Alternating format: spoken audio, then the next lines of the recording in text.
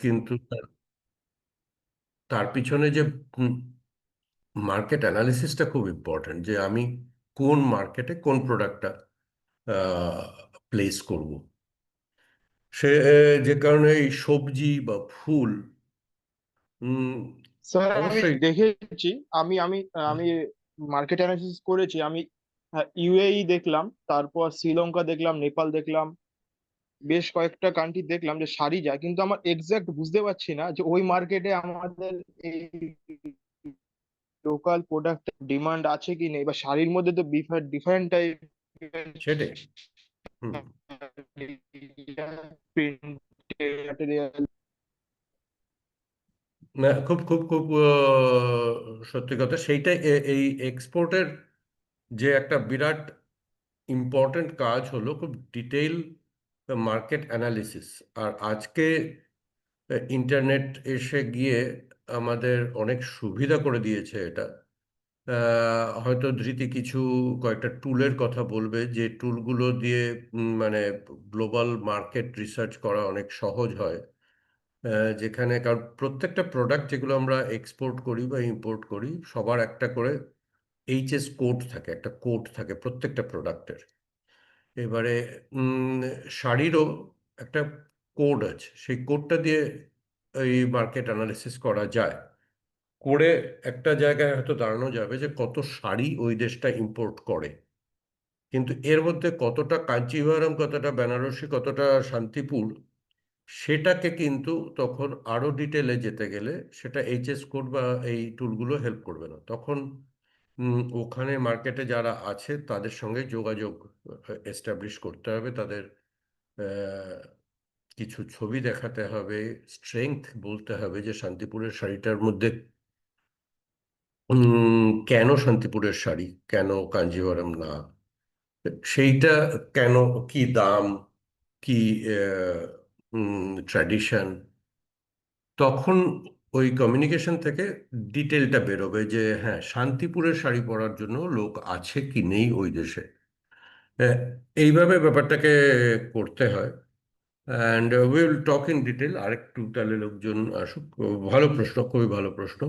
আর এই ফুল বা ফল, এগুলো প্রচুর এক্সপোর্ট হয়। কিন্তু ওগুলো করার একটা ইন্টারেস্টিং অ্যাসপেক্ট হলো যে এই জিনিসগুলো খুব তাড়াতাড়ি নষ্ট হয়ে যায়। যে তাড়াতাড়ি যে জিনিসগুলো নষ্ট হয়ে যায় সেগুলো এক্সপোর্ট করা আর শাড়ি এক্সপোর্টের মধ্যে একটা বিরাট ডিফারেন্স আছে। শাড়ি তুমি পাঠিয়ে দিলে বিক্রি হলো না, 1 বছর থেকে গেল, কোনো অসুবিধা নেই, 1 বছর পরে বিক্রি হবে। কিন্তু ফুল বা ফল দুদিনে খারাপ হয়ে যাবে। তো এই যে দুদিনে খারাপ হয়ে যায় যে প্রোডাক্টগুলো, যে সেগুলোকে আমরা কিভাবে হ্যান্ডেল করি, সেগুলো সাধারণত প্লেনে আসে। এবার নদিয়া থেকে দুবাইতে বা আমেরিকাতে যদি ফুল পাঠাতে হয়, তাহলে নিয়ারেস্ট এয়ারপোর্ট কোনটা আছে, সেই এয়ারপোর্টে নিয়ে গিয়ে ফুল রাখার ব্যবস্থা আছে কি না,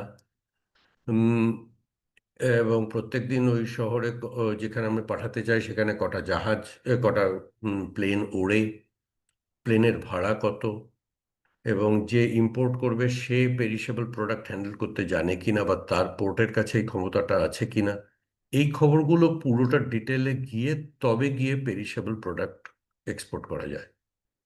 আহ, যেমন আমরা মানে পৃথিবীতে যত ফুল এক্সপোর্ট হয় আহ, বা ইম্পোর্ট হয়, পৃথিবীর সব দেশ কিন্তু একটা দেশে পাঠায়, সেটা হলো হল্যান্ড। মানে 80%।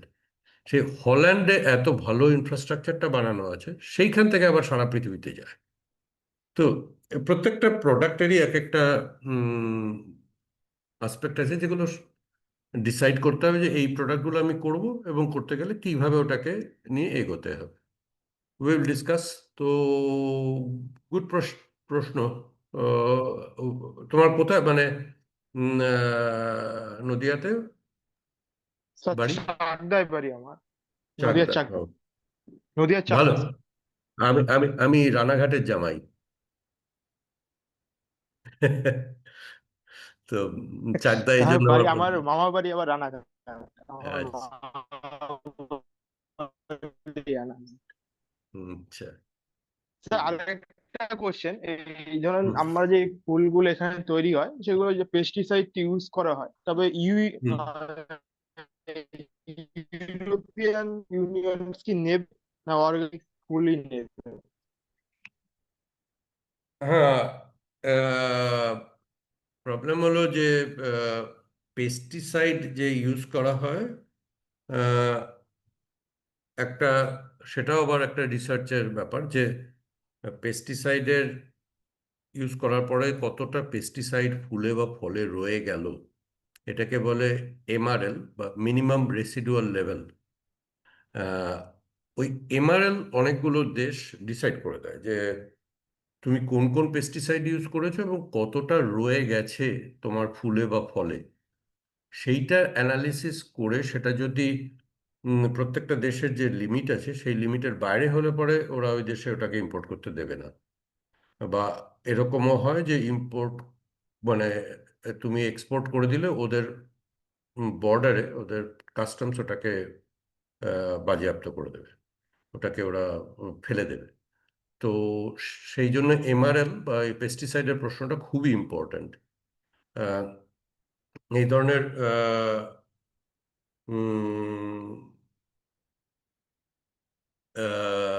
অ্যাসপেক্টগুলো এক্সপোর্টের জন্য খুব ইম্পর্ট্যান্ট জানা আর কি।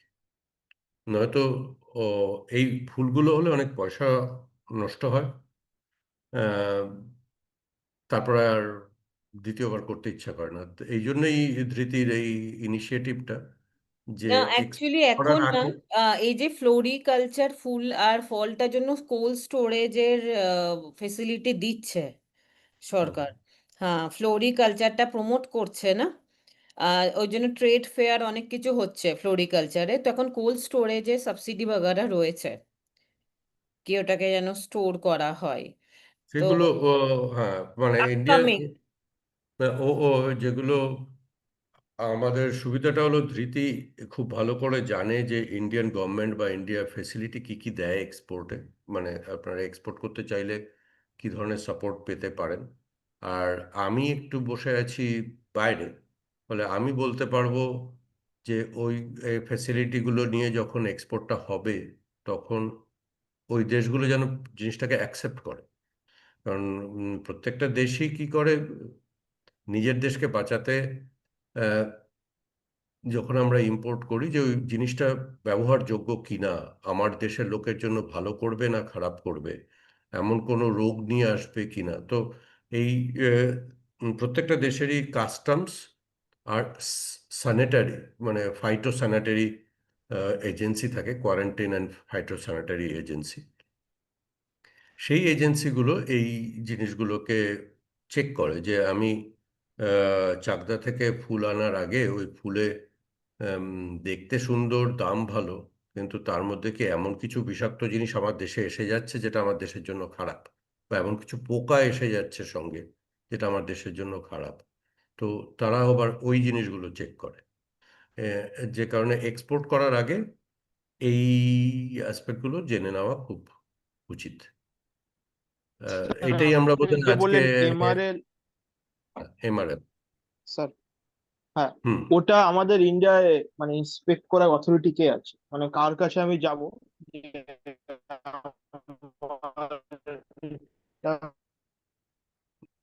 এটা এটা দুটো জায়গা হবে ধৃতি। এই এক্সপোর্টের আগে যে কোয়ালিটি কন্ট্রোল হয় সেটা কি এই অ্যাপেডা বা ওই যারা কোন কোন ইনস্টিটিউশনগুলোতে করা যায় এগুলো? অবশ্যই যে কোনো ল্যাবরেটরিতে, এটা সরকারি এবং বেসরকারি ল্যাবরেটরিতে এইগুলো চেক করা যায়।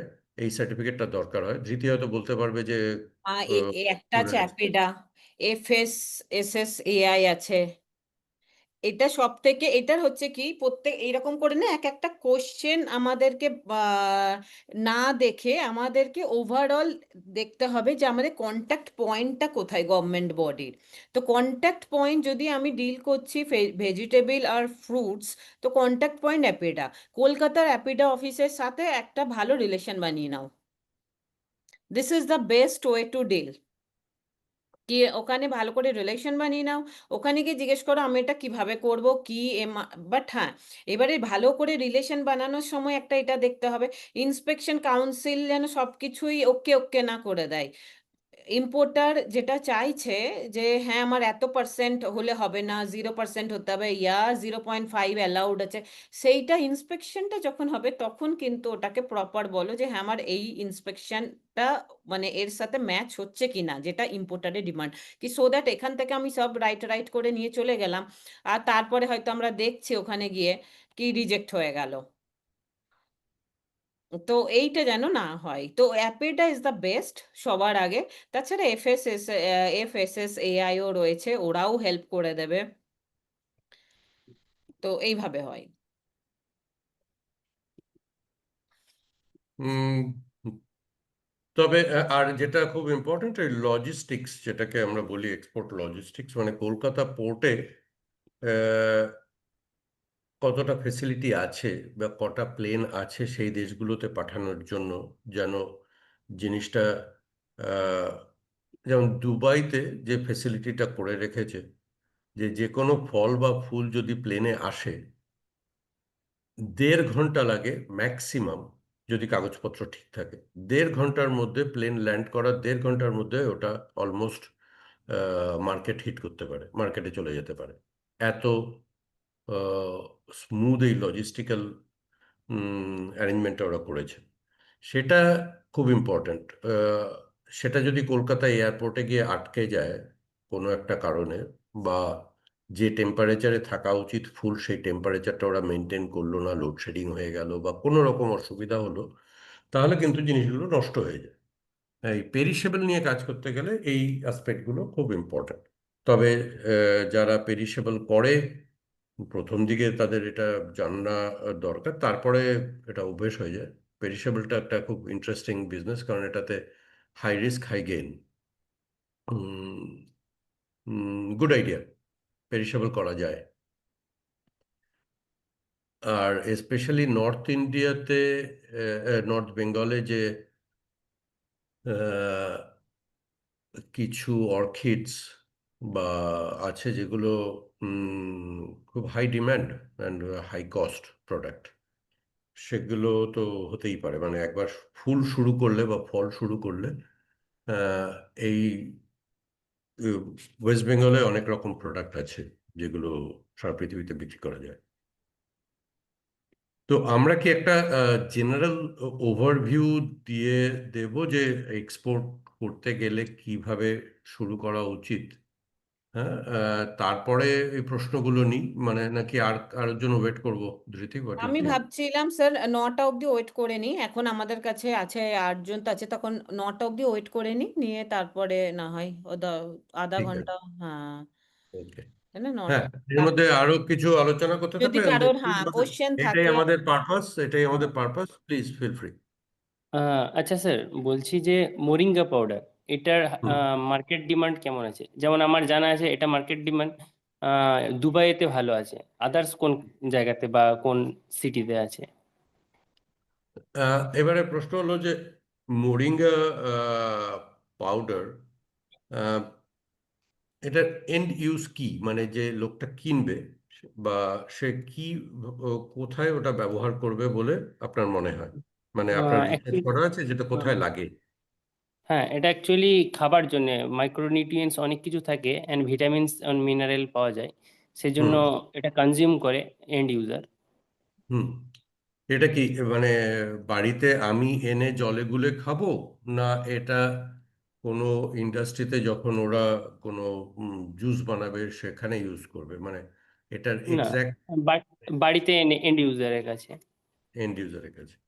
তাহলে ওটা একটা কনজিউমার প্যাকে, মানে 50 গ্রাম 500 গ্রাম প্যাকে হতে হবে, তাই তো? হ্যাঁ, রাইট। তা এটা এখন একটা মানে সুপার ফুড বলে একটা সোশ্যাল মিডিয়াতে যে প্রোডাক্টগুলোকে প্রমোট করা হয়, মোরিঙ্গা ইজ নাথিং বাট সজনে ডাঁটা। উম, ইয়েস। হ্যাঁ। Yes, yes. সেটাকে রাইট। সেটাকে এরকম একটা বেশ গাল ভরা নাম দিয়ে আমরা সারা জীবন সজনে ডাঁটা খেয়ে এসেছি, এবার লোক পৃথিবীকে যদি সজনে ডাঁটা খাওয়াতে চাই আহ, না, এখানে এটাতে নাকি এখন ক্যান্সার ঠিক হচ্ছে ইয়েস ইয়েস রোগ- ইয়েস ম্যাম, আংরেজরা বলছে। Hmm, you are absolutely right ma'am. হ্যাঁ, হ্যাঁ এটা ক্যান্সার সেল ডিস্ট্রয় করে, ওই জন্যই মানুষ বেশি কনজিউম করছে। হ্যাঁ তো ট্যাবলেটের মতো করে, ক্যাপসুলের মতো করে। হ্যাঁ, তো ওটার জন্য তো আবার লাইসেন্স লাগবে, ওটা তো করা যাবে না।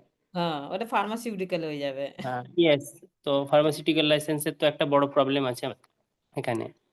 হ্যাঁ তো অবশ্যই কলকাতা মানে বেঙ্গল যেখানে সজনে ডাঁটা এই পরিমাণে হয়, সেখানে যদি ইস্যুটা হলো যে সজনে ডাঁটা গাছে হলো এবং সেটার থেকে একটা জায়গায় এনে সেটার থেকে যে আহ, যে ওর যে গুণমান যে জিনিসগুলোতে সেটাকে বার করে সেটা থেকে পাউডার বানানোর যে ফ্যাক্টরিটা, সেই হুম, ফ্যাক্টরিটা সেরকম কটা ফ্যাক্টরি আছে এবং সেই ফ্যাক্টরির যে ক্যাপাসিটি, সে সেই ক্যাপাসিটি কি যথেষ্ট আছে যে আমরা আরো নিজের দেশে ক্যান্সার সারিয়ে আবার পৃথিবীতে বিক্রি করতে যাব?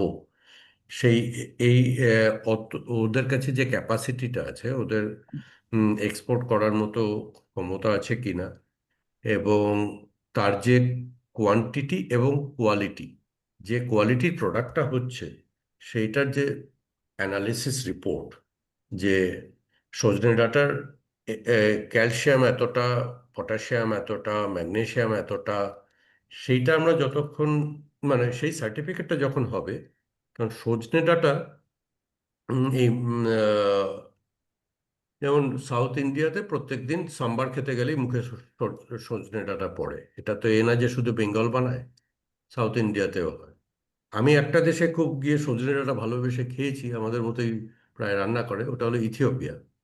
উম, আহ, ইথিওপিয়াতেও প্রচুর সজনে ডাঁটা হয় এবং ওরাও সজনে ডাঁটা থেকে পাউডার বানিয়ে এখন পৃথিবীকে দিচ্ছে। তো ব্যাপারটা হলো যে উম, এই মোরিঙ্গা পাউডার, সেটা কুইকলি একটা অ্যানালিসিস করতে হবে যে আহ, আমাদের বেঙ্গলে যে মোরিঙ্গা পাউডারটা হয় কতগুলো ফ্যাক্টরি আছে, যে ফ্যাক্টরিটার কোয়ান্টিটি এবং কোয়ালিটি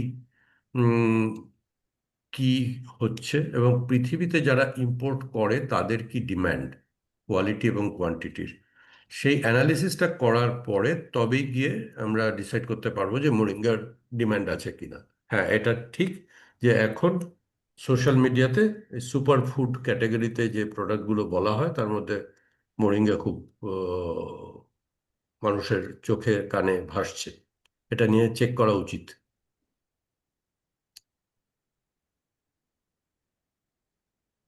ইনফ্যাক্ট দুবাইতে আমার এক বন্ধুর বাড়িতে এখানে যথেষ্ট পরিমাণ মানে সজনে ডাঁটা এখানে রাস্তায় রাস্তায় কিছু বাড়িতে মানে স- এই হুম, মরুভূমিতে সজনে ডাঁটা হয়। হ্যাঁ হ্যাঁ, হ্যাঁ রাইট, চাষ করার এর চেষ্টাও করছে এটার উপর। হ্যাঁ তা সজনে হুম, ডাঁটা বা এই মোরিঙ্গা মানে অফকোর্স আমাদের বাংলায় এটা প্রচুর হয়। তো হ্যাঁ আমাদের অ্যাভেলেবেল পাওয়া যায়।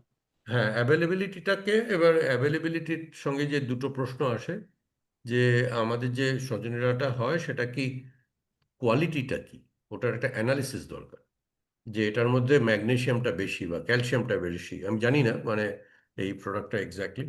তো তখন আমরা যখন মার্কেটে বলতে পারবো যে আমার যে মোরিঙ্গা পাউডার সেটাতে এই উম, আহ, গুণটা বেশি আছে, এই খাদ্য গুণটা বেশি আছে, সেইটা যখন আমরা মার্কেটে বলতে পারবো তখন মার্কেট বলবে ও হ্যাঁ তাহলে তো ঠিক আছে, তাহলে আমি মানে দুবাইতে যে বায়ার, কি হয় দুবাইতে যে বায়ার, সে ইথিওপিয়ার থেকেও তার কাছে অফার আসছে, চেন্নাই থেকেও আসছে, বেঙ্গল থেকেও আসছে, এবং আরো কতগুলো দেশে মোরিঙ্গা তৈরি হয় আমি জানি না।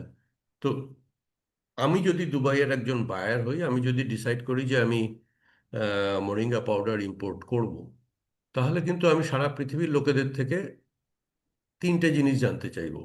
যে তুমি বলছো তোমার কাছে মোরিঙ্গা পাউডার আছে, কোয়ালিটিটা পাঠাও, প্রথমে কোয়ালিটি অ্যানালিসিসটা পাঠাও, কোয়ান্টিটিটা পাঠাও। আমি যদি কিনতে চাই, আমি 100 টন কিনতে চাইলে তোমার কাছে 100 টন দেওয়ার মতো ক্ষমতা আছে না 10 টন দিতে পারবে, কতটা তুমি দিতে পারো। এবং 3 নম্বর, তোমার যেখানে ফ্যাক্টরি সেখান থেকে দুবাই পর্যন্ত আনতে যে পরিমাণ খরচ, সেই মানে এটাকে বলে CIF, মানে কস্ট ইন্স্যুরেন্স অ্যান্ড ফ্রেইট, দিয়ে কস্টটা কত হচ্ছে, যে আমি যদি কলকাতা থেকে আনি তাহলে আমার জন্য মোরিঙ্গা পাউডারের দাম পার টন এত টাকা। সে হয়তো ইথিওপিয়া থেকেও দাম নিল, সে হয়তো ওমানের মোরিঙ্গার দাম নিল। এবারে কোয়ালিটি, কোয়ান্টিটি এবং প্রাইস এই তিনটে দেখে যেটা ওর মনে হবে যে ওর জন্য প্রফিটেবল, সে তার সাথে কাজ শুরু করবে বা কথা শুরু করবে। এই জন্য moringa powder good idea. West বেঙ্গলে কি কোনো বড় বড় ফ্যাক্টরি হয়েছে যারা এই ডাটা থেকে স্ট্রেট পাউডার করতে পারছে? না, ফ্যাক্টরি সেরকম কিছু নেই। কিছু কিছু ছোট ছোট ফার্ম আছে যারা এগুলো করছে, ঠিক আছে, ম্যানুয়াল প্রসেসে। আচ্ছা, তো এবার ম্যানুয়াল প্রসেসে করছে যারা, তাদের এখনো একটা, অটোমেট হয়নি।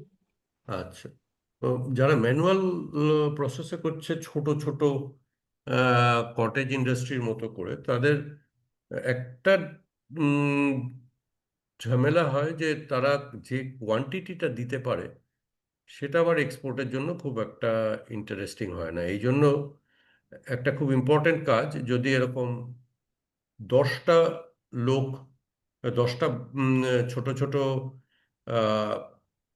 ফ্যাক্টরি আছে যারা ছোট ছোট পরিমাণ বানাচ্ছে, তখন ওই 10টা জায়গা থেকে কিনে এনে একজন ট্রেডারকে ওটাকে অ্যাকিউমুলেট করে একটা রাইট কোয়ান্টিটিতে আনতে হবে। কারণ ওই কোয়ান্টিটিটা না হলে আবার ইম্পোর্টার যদি বলে যে এই তুমি তো দিনে 10 কেজি বানাও, ও 10 কেজি আমার লাগবে না, আমার দরকার 10 টন দিনে, তুমি 10 টন দিতে পারবে? কারণ এক্সপোর্টে একটু কোয়ান্টিটিটাও ইম্পর্টেন্ট। তো good idea, moringa is a good idea, এটা নিয়ে কাজ করা উচিত। আর ওটার কোনো অ্যানালিসিস হয়েছে যে এই যে ক্যান্সার সারাচ্ছে বা মোরিঙ্গার যে পজিটিভ সাইডগুলো, ওটা উম, কি কারণে, মানে কোন কেমিক্যালটা বেশি আছে, কোনটা কম আছে, এই জন্য এটা ভালো, এরকম কোনো অ্যানালিসিস করা আছে? সেরকম কোনো অ্যানালিসিস করা নেই, জাস্ট একটা রিসার্চ পেপারে দেখেছিলাম যেখানে লিখেছিল যে মোরিঙ্গা পাউডার ক্যান্সার জন্য বেনিফিট করছে আর ওয়েট লসের জন্য বেনিফিট করছে, সেই জন্য এন্ড ইউজার এটা আচ্ছা, খুব কনজিউম করছে। হ্যাঁ, আচ্ছা, না তাছাড়া এবারে আর কোনো। একটা জিনিস, বেঙ্গলের মোরিঙ্গা পাউডারটার সাথে হয়তো সাউথ ইন্ডিয়ার মোরিঙ্গা পাউডারের ময়েশ্চার লেভেল এগুলো হুম ইয়েস, হুম, ডিফারেন্স হয়। তা ডিফারেন্স যখন, হ্যাঁ, তো ওইটা একবার দেখতে হবে যে ওইটা কোনো মানে ওখানে টেস্টটা হয়েছে কিনা, কারণ এটা হ্যাঁ, সাউথ ইন্ডিয়া থেকে অনেক ট্রেডার আছেন যারা এই ট্রেড করেন সাউথ ইন্ডিয়ার সঙ্গে, হ্যাঁ। বিশেষ করে কেরল স্টেটের সঙ্গে।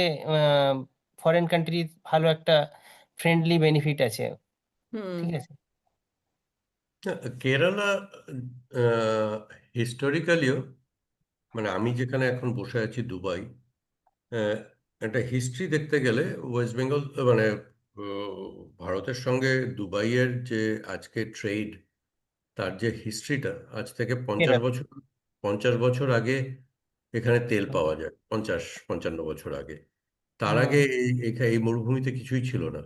এই রাইট। মরুভূমিতে ওরা দুটো জিনিস করতে পারতো, একটা মাটির ওপরে শুধু খেজুর ছিল, আর ওরা জলের নিচে গিয়ে ডুবুরিদের মতো গিয়ে ওখান থেকে মুক্তো তুলে আনতো। তো হুম, এই কেরালা থেকে তখন জাহাজে করে প্রচুর ট্রেডার আসতো, তাদের জন্য খাবার দাবার জামা কাপড় যেগুলো এখানে এই মরুভূমিতে পাওয়া যেত না, সেগুলো নিয়ে আসতো। আর এখান থেকে মুক্তো আর খেজুর নিয়ে যেত ইন্ডিয়াতে। এই জন্য কেরালার সাথে এদের আহ, সম্পর্কটা, এখানে ভারতীয় যতজন আছে তার অর্ধেক বোধহয় কেরালার লোকই। হুম। তো হুম, এই জন্য কেরালার লোকেদের জন্য এক্সপোর্টের একটা বিরাট সুবিধা হলো যে তারা অনেক দিন ধরে এই ধরনের মার্কেটে অনেক দিন ধরে ওদের রিলেশনটা এস্টাবলিশড, হুম। যেটা বাঙালির সেই পরিমাণ নেই। আমাদের বাংলাতে অতটা ইয়ে নেই, কিন্তু কেরলের সঙ্গে ফ্রেন্ডলি আছে ট্রেডটা হুম, হুম, অনেকটাই। হুম। ওদের গভর্নমেন্ট সাপোর্টও করে প্রচুর। না, আর যেটা বলছিলাম যে কেরালার সঙ্গে ওদের সম্পর্কটা অনেক দিনের, সেটা একটা বড় অ্যাডভান্টেজ। Right. না, গুড এটা মোরিঙ্গা। একটা সলিউশন এটা হতে পারে, ধরো যদি কেরালা আর বেঙ্গলের মধ্যে যদি এক তো আমরা কোয়ালিটি অ্যানালিসিস করে যে ডিফারেন্সটা পাবো হয়তো, কারণ সয়েলে যখন হচ্ছে জিনিসটা, আর আলাদা এনভায়রনমেন্টে হয়তো কোয়ালিটি ডিফারেন্স হতে পারে। তো যদি কোয়ালিটি অ্যানালিসিস করে ডিফারেন্সটা পাই তাহলে আমরা দেখতে পারবো যে বেঙ্গলে মোরিঙ্গা পাউডারটা কি হিসাবে ইউজ হতে পারে। সাপোজ এটা যদি ফার্মাসিউটিক্যালে হিসাবে ইউজ হয় তো তাহলে ফার্মাসিউটিক্যালে লাইনটা ধরতে হবে। যদি এটা সিম্পল মানে হয় না কনজিউমার ওতে ইউজ হয় আয়ুর্বেদিক হিসাবে, তাহলে সেটা আয়ুর্বেদিকের এটা দিতে হবে। না হলে পরে মানে হয় না ব্র্যান্ডিংটা চেঞ্জ করতে হবে। এইটা একটা অপশন যে ও দুটোর মধ্যে ডিফারেন্সটা বের করতে হবে আমাদের, যেটা টেস্টেই বেরোবে। ইন্সপেকশন যেমন আমি বলি, ইউপিতেও প্রচুর আলু হয়, বেঙ্গলে প্রচুর আলু হয়। ইউপির আলু থেকে লেজ তৈরি মানে লেজ চিপস তৈরি হয়, কিন্তু বেঙ্গলের আলু থেকে তৈরি হয় না, কারণ ওখানে ময়েশ্চার কন্টেন্টটা বেশি আছে। এবার ওটার ডিমান্ড আলাদা, এইটা ডিমান্ড আলাদা। আমাদেরকে তাহলে ওইটা আলাদা মানে প্রথমে তো ডিফারেন্সিয়েট করতে হবে, আর আমাদেরকে ইউএসপি যেটা হয় না প্লাস পয়েন্ট কি আছে সেটা আমাদেরকে বের করতে হবে। তবে আমরা ওটা বুঝতে পারবো যে হ্যাঁ এইবার মার্কেটটা ওই হিসাবে খুঁজতে হবে। আরেকটা ওটা খুব ভালো পয়েন্ট দিতি। আরেকটা উপায় হলো যে এই অ্যানালিসিসটা করা পরে যে হুম কেরালার মোরিঙ্গাতে যে প্রপার্টিগুলো আছে আমাদেরটা যদি কোনো কারণে ভালো হয়, হুম তাহলে নিজেরা পুরোটা এক্সপোর্ট শুরু না করে আমরা কেরালাকেও বলতে পারি হ্যাঁ, কেরালাকেও বলতে পারি। তোমাদের তোমাদের থেকে আমাদেরটা কোয়ালিটিতে বেটার, আমাদেরটা হ্যাঁ দামে ভালো, ওয়াই হ্যাঁ ডোন্ট ইউ মানে তুমি আমাদের থেকে নিয়ে তোমরা এক্সপোর্ট করো। হ্যাঁ সেটা দিয়ে একবার এক্সপোর্টটা শুরু হয়ে গেলে হ্যাঁ হ্যাঁ তাহলে আমি জানি যে আমার জিনিসটা দুবাইতে যাচ্ছে, হ্যাঁ তারপর আমি নিজে করতে পারি। হ্যাঁ তাহলে তুমি ওই যে টেস্টিং এর যে রিস্কটা থাকে যে হুম বিক্রি হবে কি হবে না, সেটা যদি অন্য কেউ একটা করে দেয় হ্যাঁ তারপর কিন্তু কাজ করা অনেক সহজ হয়ে যায়। তো হ্যাঁ এই করতে হলে পরে প্রথম থেকেই যে সরাসরি আমাকেই করতে হবে হ্যাঁ বা হ্যাঁ যারা হ্যাঁ করছে তাদের থ্রু করিয়ে টেস্ট করে নেওয়াতে তাতে অনেকটা হ্যাঁ কস্ট কস্ট মানে রিস্ক কমে যায়। হ্যাঁ হ্যাঁ হ্যাঁ, আর ওখানে ওদের এক্সপোর্ট হাউসে তখন এটাকে সাপ্লাই অ্যাজ এ সাপ্লায়ারও হতে পারে। ওদের হ্যাঁ এক্সপোর্ট হাউসে হ্যাঁ এরাই হ্যাঁ। হয়তো সাপ্লাই করছে। হ্যাঁ, আর অনেক সময় এই যে যেটাকে বলে ডিমড ডিম এক্সপোর্টার, এক্সপোর্টই, হ্যাঁ ওটা ডিম এক্সপোর্টই হয়ে যাবে তখন। আর সব মানে ফেসিলিটিও হয়ে যাবে। সব ফেসিলিটিও পেয়ে যাবে, এক্সপোর্ট হুম, সবই আহ, মানে এক্সপোর্টের যে সাবসিডিজ বা সেগুলোও পেয়ে যাবে। সেগুলোও পেয়ে যাবে, কিন্তু হ্যাঁ। কিন্তু রিস্কটা অনেক কম হবে যেহেতু হ্যাঁ, কেরালার যে এস্টাবলিশ প্লেয়ার সে যেহেতু এটাকে ইন্ট্রোডিউস করবে। রিলেশনশিপটা রয়েছে। হ্যাঁ, তো Arif you can do that, মানে এইভাবেও কিন্তু একবার কিন্তু অ্যানালিসিসটা একবার না করতে হবে। ওটাকে এসজিএ সার্টিফিকেশন আছে, ইয়া অ্যাপিডাতে গিয়ে, ইয়া এক্সপোর্ট ইন্সপেকশন কাউন্সিল যেগুলো রয়েছে না, ওখানে গিয়ে একবার এই মানে টেস্টটা করাতে হবে যে আমাদের মোরিঙ্গা কি। আর ইয়া তো ইউ ক্যান রিসার্চ কি আমাদের মোরিঙ্গা আর প্রথমে তো টেস্টটা হয়েছে কিনা, এটাও একটা বড় কোশ্চেন যে অলরেডি হয়েছে কিনা। তো আর কেরালার মোরিঙ্গার মধ্যে ডিফারেন্সটা কি রয়েছে, তাহলে আমরা এইভাবে করতে পারি। তো যাই যেমন হোক। একটা, হুম, হ্যাঁ, বলো বলো। না আরেকটা যেমন এখন আমরা জানতাম যে চীনা বাদাম এক্সপোর্ট হুম সাধারণত গুজরাট এরিয়া থেকেই হয়ে থাক। তো হুম তো এখন ওয়েস্ট বেঙ্গল চীনা বাদাম বানাচ্ছে। হুম আর যে ওয়েস্ট বেঙ্গলের যে চীনা বাদামটা কাছ বা গুজরাটের যে চীনা বাদামটা তার মধ্যে যে সাইজের ডিফারেন্স, হুম সুইটনেসের ডিফারেন্স, কোয়ালিটির যে ডিফারেন্সটা, কোনোটা হয়তো চকলেট বানাতে ওটা লাগবে, কেউ হয়তো ওটাকে যখন এই চীনাবাদাম ভাজা হয় কোনোটা হুম ভাজাতে যাবে, কারোরটা চকলেটে যাবে, কারোরটা চীনাবাদাম থেকে যখন বাদামের পেস্ট বা উম, বানানো হয়। তো হুম প্রত্যেকটা আহ, যেহেতু জমিতে হয়, ক্লাইমেটের সঙ্গে প্রত্যেকটা জিনিসের কোয়ালিটি ডিফার করে। হুম যে চীনাবাদাম বেঙ্গলে হবে, যে চীনাবাদাম গুজরাতে হবে বা সুদানে হবে, উম, বা চায়নাতে হবে, কিন্তু ওই ক্লাইমেটের সঙ্গে তাদের কোয়ালিটি প্রচুর ডিফারেন্ট হয়। যেমন চায়নার গুলো সাইজে বিরাট বড় বড় হয় কিন্তু অয়েল কন্টেন্ট কম থাকে। এবারে যারা বাদাম থেকে বাদাম তেল বানাবে তারা কিন্তু চাইবে যেখানে অয়েল কন্টেন্ট বেশি আছে, কারণ আমার ওখান থেকে তেলটা বার করতে হবে। তারা যাবে সুদানে, সুদানেরটায় সবচেয়ে বেশি তেল। হুম, আবার গুজরাতে খুব সুইট, যারা আহ, মিষ্টি বানাতে ব্যবহার করবে বা চকলেট বানাতে ব্যবহার করবে চীনাবাদাম, তারা প্রেফার করবে উম, গুজরাতেরটা। আবার প্রত্যেকটা প্রোডাক্টেই যেমন চীনাবাদামের একটা বিরাট ইম্পর্টেন্ট পয়েন্ট হলো অ্যাফ্লাটক্সিন। মানে একটা মাটির থেকে যখন এটা হয়, মাটির একটা টক্সিন, একটা উম, আহ, একটা বিষাক্ত জিনিস ওই চীনাবাদামে চলে আসে। সারা পৃথিবীতে একটা রুল আছে যে ওই বিষাক্ত ও যে টক্সিনটা, এটাকে বলে অ্যাফ্লাটক্সিন, সেটা যদি অ্যানালিসিস করে দেখে যে 10 ppb, পার্টস পার বিলিয়নের বেশি আছে, তাহলে কিন্তু এক্সপোর্ট করা যায় না। যেমন আমি এখন যেটা দেখছি যে ওয়েস্ট বেঙ্গলে যা শুনছি, আমাকে আর একটু ওটা নিয়ে পড়াশোনা করতে হবে, আপনাদের মধ্যে যদি কারোর ইন্টারেস্ট থাকে, আহ, আমাদের অ্যাফ্লাটক্সিন লেভেলটা নাকি ভালো ওয়েস্ট বেঙ্গলে। সেটার জন্য গুজরাট থেকে এক্সপোর্টে মাঝে মাঝেই ঝামেলা। তো এই যে অ্যানালিসিসটা, আমাদের প্রোডাক্টটা ভালো মুখে বললেই হয় না, ওটা একটা অ্যানালিসিস দিয়ে সাইন্টিফিক্যালি প্লেস করতে হয় যে এই কোয়ালিটিগুলো ভালো, এই কোয়ালিটিগুলোর জন্য আমার প্রোডাক্টটা তোমরা কনসিডার করো। তো সেইটা দরকার, আরিফ। হুম, স্যার আমি একটা কথা বলবো। হ্যাঁ, শিওর। আমি রামগোপাল চ্যাটার্জি। আমি উত্তরপ্রদেশে 27টা আর পশ্চিমবাংলায় 23টা ফার্মার প্রডিউসার কোম্পানিকে গাইড করি, মানে বাহ। সিবিবিওর সঙ্গে মিলে কাজ করি। হুম হুম আমার ভেজিটেবল এক্সপোর্টার কলকাতার, তিনি ভেজিটেবল প্রায় 2007 সাল থেকে 2025, মানে এখনো পর্যন্ত স্টিল তিনি এক্সপোর্ট করছেন vegetable in Dubai, hmm Abu Dhabi. হুম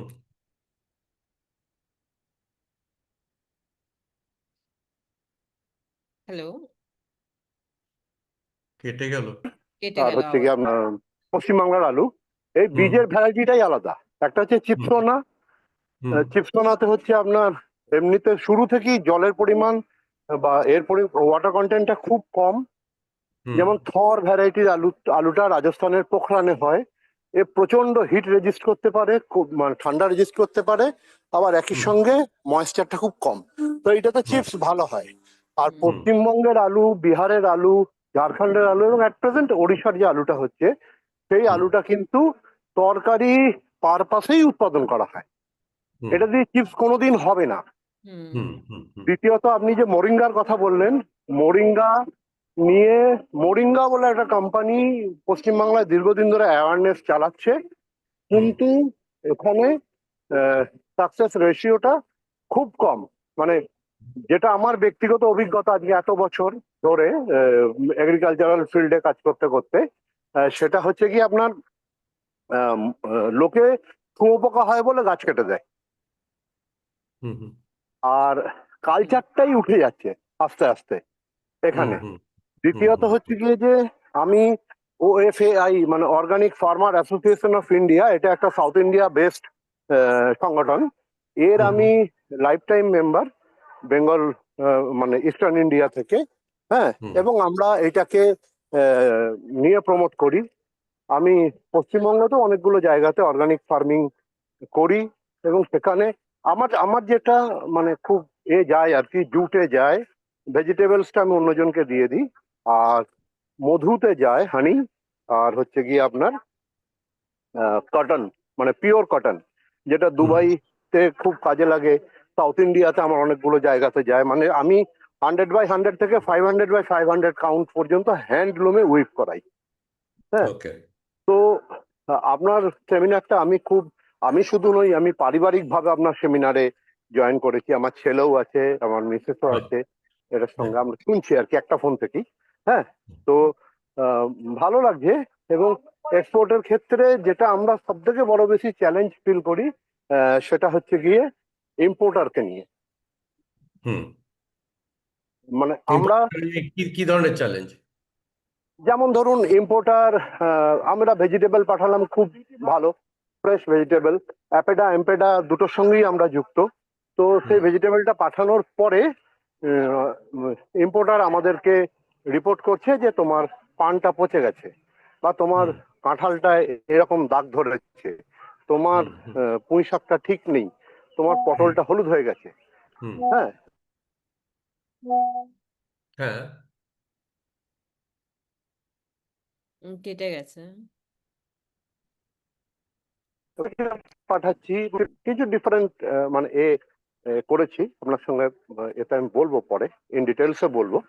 তো এই ধরনের প্রবলেম, পেমেন্ট, যারা নতুন নতুন এক্সপোর্টে আসবে তাদের পেমেন্ট নিয়ে একটা মানে তৈরি হয়, মানে আতঙ্ক তৈরি হয়, পেমেন্ট পাবো কিনা, না পেলে হুম পরে কি হবে, আমরা ওদিকে যাবো কিনা। আর বেঙ্গলে যেটা সব থেকে বড় বেশি চ্যালেঞ্জ, আমি উত্তরপ্রদেশে এই চ্যালেঞ্জটা ফেস করি না, যেটা হুম বেঙ্গলে আমরা চ্যালেঞ্জটা ফেস করি সেটা হচ্ছে গিয়ে যে বেঙ্গল থেকে, মানে বেঙ্গলের প্রোডাক্টের প্রচুর গুণ, প্রচুর হুম মানে অ্যারোমা, হুম কোনো সন্দেহ নেই, হুম কিন্তু বেঙ্গলের চাষিরা ইউনাইটেড নয়। একটা হচ্ছে গিয়ে ল্যান্ড সিলিংটা খুব কম, জমি হুম ক্ষুদ্র ক্ষুদ্র ক্ষুদ্র ক্ষুদ্র, মানে কোথাও কোথাও আমি হাফ কাটা তো দূরের কথা, আমি 5-6 জমি জমি মালিকও পেয়েছি।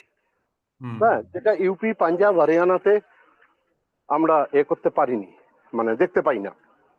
এবছরই যেমন আমি হরিয়ানা থেকে আলুর বীজ নিয়ে আসাচ্ছি, যেটা একদম মানে ডিজিজ রেজিস্ট্যান্ট, হিমালয়ানি হুম ভ্যারাইটি, ডিজিজ রেজিস্ট্যান্ট, ডিজিজটা কম হবে, মানে 70% গ্যারান্টি দিচ্ছি আমরা ডিজিজ হবে না।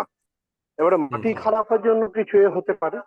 তো এইগুলো একটু মাথায় রাখলে পরে ভালো হয়। আপনি যে প্রশ্নটা করলেন, মোরিঙ্গার ফ্যাক্টরি আছে কিনা, ইন্ডিভিজুয়ালি কেউ করছে কিনা, কেউ হুম হুম করছে না, এবং সেই মোরিঙ্গার কোনো ফ্যাক্টরি নেই।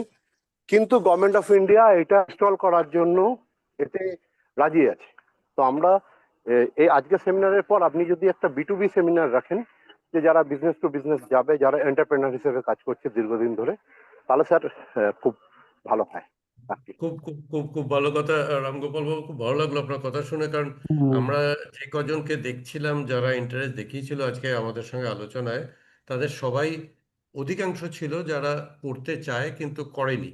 আপনি একটা অন্য ক্যাটেগরি, আপনি অনেক দিন ধরে করছেন, ফলে আপনার যে প্রশ্নগুলো খুবই মানে পয়েন্টেড, আপনার অভিজ্ঞতা আছে, আপনি জানেন, এবং যারা শুরু করতে চায় তাদের এক ধরনের প্রশ্ন, আপনার প্রশ্নগুলো অন্য লেভেলের, আমি যেটা আমি আমার খুব একটা ছোট্ট ভালো খালি লেগেছে। ইনফরমেশন দিই সুব্রতা আপনাকে, যে আমি একটা জুটের অর্ডার পেয়েছি, জুটের রশি বানানো। হুম হুম আমার হুম কাজটা অনগোয়িং চলছে, এবং হুম আমি সেই ফিল্ডে কাজ করতে করতে আপনার মিটিংটা কখনো মিউট করছি, কখনো যাতে আপনার কাছে হ্যাঁ আনওয়ান্টেড। করুন করুন, কাজ ইজ মোর ইম্পর্টেন্ট, কাজ ইজ মোর হ্যাঁ, ইম্পর্টেন্ট। তো বলছি তো, এই জুটের রশিটা আমি অর্ডারটা দিয়েছি, আমি অ্যাডভান্স পেমেন্ট করে দিয়েছি। হুম কালকে 10,000 মিটার আমার পাঠানোর কথা ছিল হুম বেঙ্গলে। হুম বেঙ্গলের জুটটা গোল্ডেন ফাইবার, এত ভালো জুট কোথাও হয় না। কালকে আমাকে ডেলিভারি দিয়েছে, ফুল ইন অ্যাডভান্স পয়সা নিয়েছে, ডেলিভারি হুম দিয়েছে 1850, মানে 3,000, 10,000 পিসেস হতো, ওই টুকরো টুকরো রশি হতো, সেটা আমাকে দিয়েছে 1850। এটা বেঙ্গলের কালচার বলছি। কাজে এখানে যেটা যারা বলে পয়সা পাই না তাই করি না, পয়সা দেয় না তাই করি না, এরা চিটেড হতে ভালোবাসে বাঙালিরা। হ্যাঁ, যে চিট করবে সে টিকে থাকবে, যে চিট করবে না সে হাওয়া হয়ে যাবে। না, এটা এটা এটা খুব খুব ইম্পর্টেন্ট কথা। কারণ আমাদের ব্যবসা করতে গেলে যে কালচারটা বা ব্যবসার যে অ্যাটিটিউডটা, কেন ও আমরা যদি দেখি সেভাবে, এক্সপোর্ট বা গ্লোবাল মার্কেটে বেঙ্গল তো খুব একটা বড় বিখ্যাত নাম নয়, আমরা অতটা করে উঠতে পারি না। এটার কারণগুলো কি, তার জন্য যে কালচার বা এবং অ্যাটিটিউডের কথা বললেন, এটা তো আছে, আমরা সেটা তো ডিসকাস করব। কিন্তু যে প্রশ্নগুলো আপনি যে প্রশ্নগুলো করেছেন, বা B2B যদি করতে চান আলাদা করে, আমরা অবশ্যই করতে চাইবো। কারণ জুট, আমার জীবনে প্রথম এক্সপোর্ট যেটা দিয়ে আমি শুরু করি সেটা হলো জুট। আমি জুট ব্যাগ বিক্রি করতাম, মানে ফর প্যাকিং অফ সুগার, চিনির জন্য, ইউক্রেনে, রাশিয়াতে। আমি বোধহয় মানে 100 মিলিয়ন পিস বিক্রি করেছি মানে জীবনের প্রথম 4-5 বছরে। মানে জুট জুট বিক্রি করেই আমি হয়তো জীবনে মানে প্রথম একটা নিজের জায়গা তৈরি করি, ফলে জুটটা আমার খুবই প্রিয়, কারণ কলকাতার নিজস্ব জিনিস। আহ, আপনার সঙ্গে অনেক কথা হওয়ার জায়গা আছে রামগোপাল বাবু, খুব ভালো লাগলো কথা শুনে। আপনার আজকে বোধহয় জয়েন করেনি ওয়াসিম বলে একটা ছেলে। হ্যাঁ আহ, হ্যাঁ, ও আমাকে মেলও পাঠিয়েছিল যে হ্যাঁ, হ্যাঁ। ওয়াসিমের এই প্রশ্নটা আমার খুব ভালো লেগেছিল, যে ওয়াসিম একটা সময় আবুধাবিতে এসেছিল, এসে দেখেছিল যে আমরা যে পাটালি গুড় খাই বা ইলিশ মাছ বা কই মাছ কিনতে গেলে আমরা যে দোকানগুলোতে যাই, ও দেখেছিল আবুধাবিতে যে সবকটা বাংলাদেশি। হুম এবং এবং এটা খুব সত্যি কথা, আমি যখন লন্ডনে যাই সেখানেও বাঙালির জিনিস কিনতে গেলে বাংলাদেশি দোকানে যেতে হয়, ব্রিক লেন বলে একটা জায়গা আছে, বা প্যারিসেও মোচা কিনতে গেলে ওই বাংলাদেশিদের কাছেই যেতে হয়। তো হুম ওয়াসিমের প্রশ্নটা ছিল আমার কাছে যে সুব্রদা, একই তো জায়গা, জিওগ্রাফিতে তো আর কলা গাছ এই দেশে না ও দেশে হলো, আহ, ওরা কেন আনতে পারে মোচা, ওরা কেন আনতে পারে পাটালি গুড়, আমরা কেন পারি না? এটা আমাকে ওয়াসিম প্রশ্ন করেছিল গত 3 বছর আগে, যে কারণে আমার সঙ্গে ওয়াসিমের এই সম্পর্কটা, মানে আমি ওকে বললাম এই this is the right question, যে একই জিওগ্রাফি, একই কোয়ালিটি, কিন্তু বাংলাদেশ থেকে প্রচুর পরিমাণ এক্সপোর্ট হয়, যেটা আমরা করতে পারছি না এখনো এখানে। আমাকে যখন ইলিশ মাছ কিনতে যেতে হয় বা কই মাছ বা কচুরলতি বা পাটালি গুড়, আমাকে বাংলাদেশি দোকানে যেতে হয়।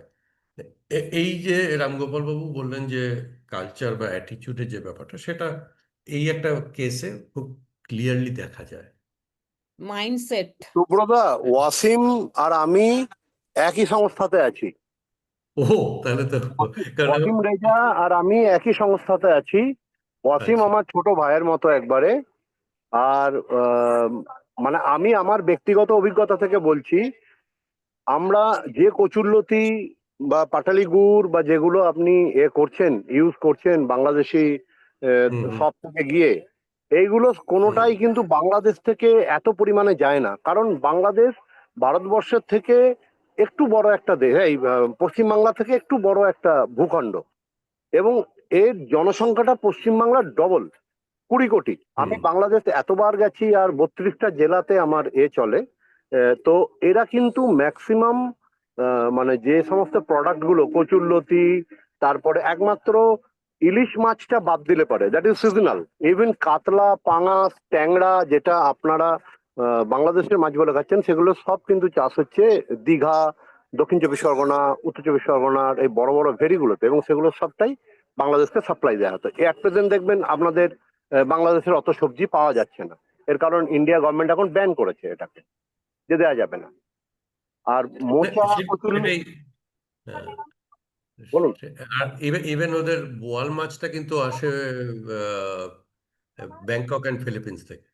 মানে হ্যাঁ, এটাই মজার, যে একবার এক্সপোর্ট শুরু করলে, যেটা আমি মোরিঙ্গা নিয়েও বলছিলাম, যে আহ, একেবারে বাঙালিকেই যে এক্সপোর্ট করতে হবে, কেরালা থ্রু এক্সপোর্ট করা যায়।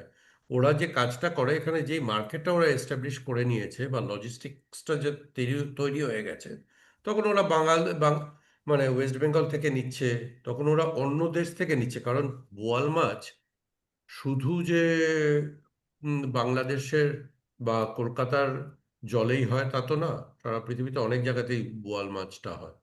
এবং ইলিশ মাছও ফিলিপিন্স বা ভিয়েতনামে ওইখানে অন্য রকমের ইলিশ মাছ পাওয়া যায়, এবং ওরা ওখান থেকে নিয়ে এসে দিচ্ছে। তো এটাই হলো মজা, একবার এক্সপোর্টের যে লাইনটা তৈরি করে ফেলতে পারলে সোর্সিং কিন্তু আবার করা যায় সারা পৃথিবী থেকে।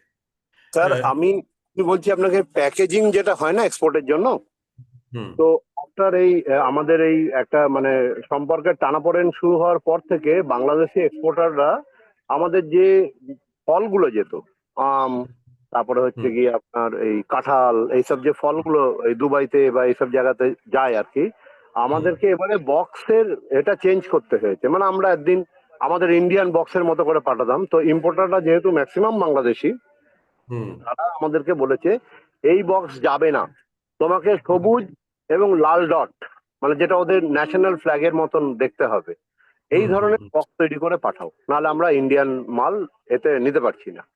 হুম মানে অন্যরকম একটা প্রেশার আছে।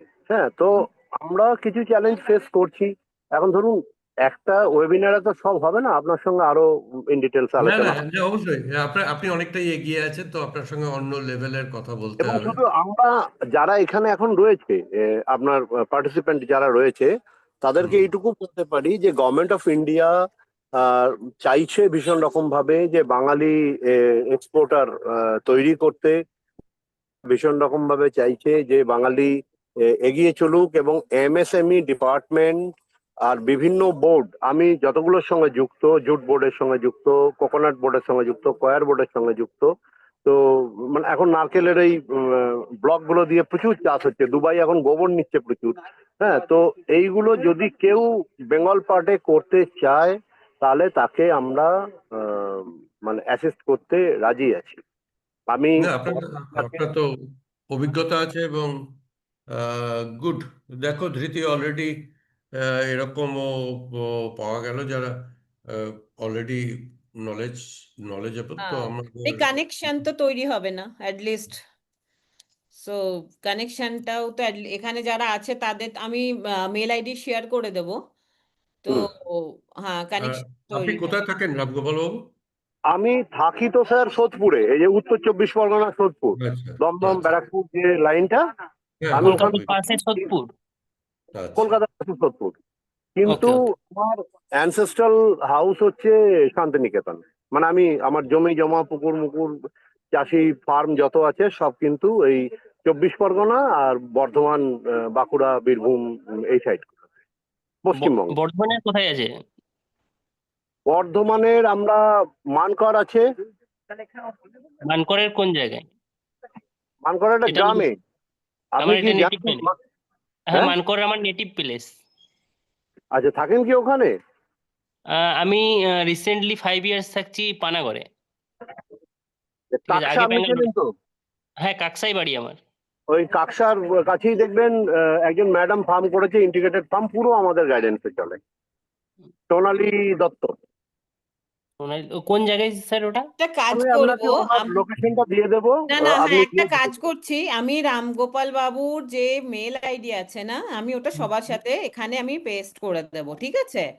হ্যাঁ হ্যাঁ। তার ওকে। হ্যাঁ, তারপরে এই কানেকশনটাই তো বানানো রয়েছিল, আমার মনে হচ্ছে আমার কাছে থাকবে নিশ্চয়ই এনার মেল আইডি। কাটোয়া সাইডের কেউ আছেন? তার আমি মঙ্গলকোট, আমার মিটিং আছে 14-15 তারিখে, তাহলে আমি মঙ্গলকোট যাব। আর যিনি এখন কাকসার ভদ্রলোক যিনি এখন বলছিলেন, তিনি যদি চান তাহলে পরে আমি আপনার আউসগ্রাম 1-এ থাকবো 14-15 জুলাই। তাহলে 14-15 আউসগ্রাম জুলাই, আমি তাহলে মেল আপনি আইডিটা আপনার দিয়ে কোনো, দিয়েছি এখানে না, এই হ্যাঁ হ্যাঁ চ্যাটে হ্যাঁ, চ্যাটে এই চ্যাটে চ্যাটে দেখে মেল নাও, মেল আইডিটা। আইডিটা দিয়ে দিয়েছি তো। Yes we got. হ্যাঁ না, এখান থেকে এবারে ওনার সাথে কন্ট্যাক্ট করে নিও উনি যখন কাজ করছেন তখন।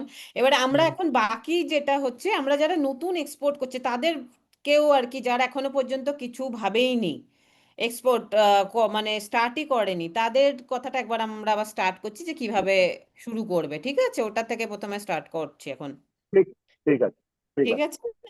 হুম হুম। আপনি বাকি তাহলে আমি, মিউট করছি আবার। হ্যাঁ হ্যাঁ হ্যাঁ মিউট করছি, বাকি রামগোপাল বাবু আমি সিউড়ির মেয়ে। ওকে ওকে, আমার মিটিং এ আছি আমি, কিন্তু আমি মিউটে থাকছি। হ্যাঁ আচ্ছা না আচ্ছা, আমি তাহলে বলছি, আপনাদের অবশ্যই হ্যাঁ পারবে বিভিন্ন অবশ্যই, আওয়াজ আপনাদের কানে ঢুকবে আর কি। হ্যাঁ হ্যাঁ হ্যাঁ হ্যাঁ ঠিক আছে। ঠিক আছে।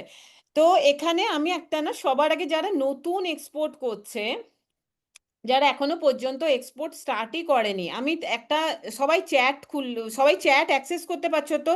একটা চ্যাটে বাস মানে কেউ যদি না করতে পারছো তাহলে একবার বলো, না হলে পরে আহ, সবাই চ্যাটে একটা লিংক আছে ওটা খোলো, সবাই চ্যাট অ্যাক্সেস করতে পারছো? চ্যাটের লিংক আছে? চ্যাটে আমি একটা লিংক পাঠিয়েছি। Indian trade portal, right?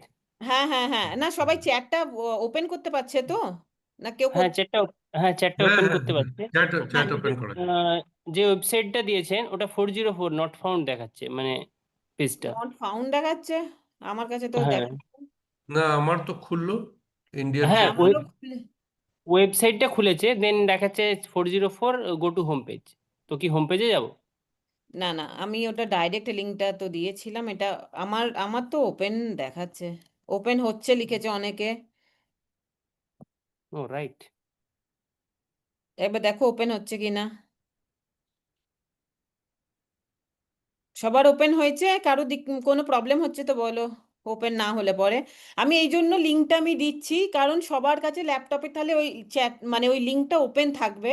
তো কারোর যদি কোনো প্রবলেম হয়, মানে কোনো যদি জিজ্ঞাসা থাকে, তাহলে না এইটা যেন না হয় যে আমাকে ওকে জিজ্ঞেস করতে হবে, ওকে জিজ্ঞেস করতে হবে, তাই না? নিজে যেন ইন্ডিপেন্ডেন্টলি যেন এটা খুঁজে পাই যে কেমন করে এক্সপোর্ট হবে।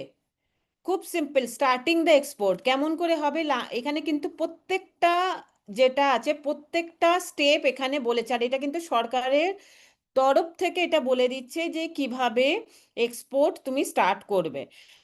তো এখানে কতজন আছে কি যারা একদম এক্সপোর্ট স্টার্টই করেনি, ওয়ান টু স্টার্ট আছে, লোকে আছে এরকম one to start kind of, one to start, হ্যাঁ। তো ওয়ান টু স্টার্ট যারা রয়েছে তাদের জন্য দেখো প্রথমে কিভাবে স্টার্ট করতে হবে, এখানে পুরো প্রসেস লেখা আছে। অর্গানাইজেশন, একটা প্রথমে সোল প্রপাইটার, কোনো প্রাইভেট লিমিটেড ডিএও, মানে ছোট লেভেল থেকে যখন স্টার্ট করতে হবে, কোনো বড় লেভেল থেকে না, ছোট লেভেল থেকে যদি স্টার্ট করতে হয়, একটা সোল প্রপাইটার খুলে নাও। ব্যাংক অ্যাকাউন্ট, প্যান নাম্বার, ঠিক আছে, এইগুলো তো বুঝেই গেলে। এবারে কি আছে না, আইইসি নাম্বার, আইইসি এক্সপোর্ট ইম্পোর্টারের কোড, ঠিক আছে। এটার জন্য কত টাকা লাগবে? 500 টাকা। কোথায় যেতে হবে? ডিজিএফটি। এই ওয়েবসাইটটাতে গেলে বুঝতে পারবে, মানে এই লিঙ্কটাতে গেলে, লিঙ্কটা সেভ করে নিও, লিঙ্কটাতে গেলে বুঝতে পারবে একদম স্টেপ বাই স্টেপ যে কি করতে হবে। সার্টিফিকেশন অফ মেম্বারশিপ, এই সার্টিফিকেট রেজিস্ট্রেশন কাম মেম্বারশিপ সার্টিফিকেট, আরসিএমসি, এটা চাই। ঠিক আছে। এরপরে স্টার্ট হচ্ছে selection of product, selection of market, ঠিক আছে, ফাইন্ডিং বায়ার। এটা হচ্ছে উপর উপর লেভেলের, কিন্তু এই যে স্টেপগুলো আছে না, যারা একদম ওয়ান টু স্টার্ট, প্রথমে এই স্টেপটা গ্র্যাপস করতে হবে, একদম হয় না, মাথাতে ঢুকিয়ে নিতে হবে যে প্রথমে নাম্বার ওয়ান কি, আমাকে একটা অর্গানাইজেশন করতে হবে, আমার আইইসি কোড দরকার, আরসিএমসি দরকার, আমাকে প্রোডাক্ট ডিসাইড করতে হবে, তারপরে প্রোডাক্ট অনুযায়ী মার্কেট ডিসাইড করতে হবে। কারণ প্রোডাক্টে যদি অ্যাভেলেবিলিটি না থাকে তোমাদের কাছে, তাহলে কোনো মার্কেট আমি পেয়ে গেলাম, কিন্তু আমি প্রোডাক্টটা আমার কাছে হয়তো আসছে কোনো অন্য স্টেট থেকে, তো সেখানে আমার সাপ্লাই চেনের যে কস্টটা হবে, প্রকিউরমেন্ট মানে যেটা স্টার্টিং এর কস্টটা, সেটা অনেক হাই থাকবে। তো প্রথমে আমাকে প্রোডাক্ট অ্যাভেলেবেল কি তোমার আশপাশে, যেমন হয় যদি আমি বলি হ্যান্ডিক্রাফট, বেঙ্গলে নানা রকম হ্যান্ডিক্রাফট আছে, হ্যান্ডিক্রাফটের প্রোডাক্ট দিয়ে ভাবো, ইয়া এগ্রিকালচারাল প্রোডাক্ট আছে, ইঞ্জিনিয়ারিং গুডস আছে যেগুলো অ্যাভেলেবেল, লেদার প্রোডাক্টস আছে। তো ওখানে প্রোডাক্ট হলে এবারে মার্কেট ডিসাইড করতে হবে, ফাইন্ডিং বায়ার, তারপরে বায়ার করতে হবে, তারপরে স্যাম্পলিং। স্যাম্পলিং মানে কি হচ্ছে, আমাদেরকে দেখতে হবে যে কোনগুলো এক্সপোর্টেবল, মানে ফ্রি এক্সপোর্টেবল কিনা, না ওখানে কোনো ব্যান আছে। যেমন আমি বলি রাইস পাওয়া যায়, কিন্তু রাইসে বারবার সরকার ব্যানও করে। হুইট পাওয়া যায়, এগুলো হচ্ছে বেসিক আমাদের স্টেপল ফুড, তো এটাতে ব্যানও করে। তো এবারে এইভাবে আচ্ছা কোশ্চেন করছে এখন, হ্যাঁ প্রাইজিং, তারপরে প্রাইজিং ডিসাইড করতে হবে। নেগোসিয়েশন উইথ বায়ার্সের একটা অনেক বড় প্রবলেম, যেটা মানে মোস্ট প্রবলি ইন্ডিয়ানরাই ফেস করে, সেটা হচ্ছে যে কমিউনিকেশন এর, অনেকক্ষণ ধরে 8 ঘন্টা কমিউনিকেশন, নিজের প্রোডাক্টের ব্যাপারে 8 ঘন্টা বলার ক্ষমতা আছে কি নেই, কারণ আহ, মানে 8 ঘন্টা বলার ক্ষমতা থাকা উচিত, আদারওয়াইজ কনভিন্স করানোটা খুব মুশকিল। তো অ্যাটলিস্ট 8 ঘন্টা যদি প্র্যাকটিস করে থাকো, তবে গিয়ে ওটা 10-15 মিনিট কন্টিনিউয়াসলি ওকে পয়েন্ট ওয়াইজ বোঝাতে হবে, তবে গিয়ে নেগোসিয়েশন হয়। এমন না যে আমি মেল পাঠিয়ে দিয়েছি দেখে নাও, আমি ইয়ে পাঠিয়ে দিয়েছি ওয়েবসাইটে সব কিছু অ্যাভেলেবেল দেখে নাও, তা না, আমাকে কম্পেয়ার করে করে বলতে হবে, না আপনি ওইখান থেকে নেবেন না এখান থেকে নেবেন, কেন নেবেন। নেগোসিয়েশনে যেটা পাওয়ার সেটাকে একটু বাড়াতে হবে। রিস্ক যেটা হয় এক্সপোর্টারদের, যেমন হয়তো পেমেন্ট পাচ্ছে না, ইয়ার তো কোনো ইস্যু হচ্ছে, সেই রিস্কটা ইসিজিসি দিয়ে কভার হবে, তো ইসিজিসি আমাদেরকে নিতে হবে।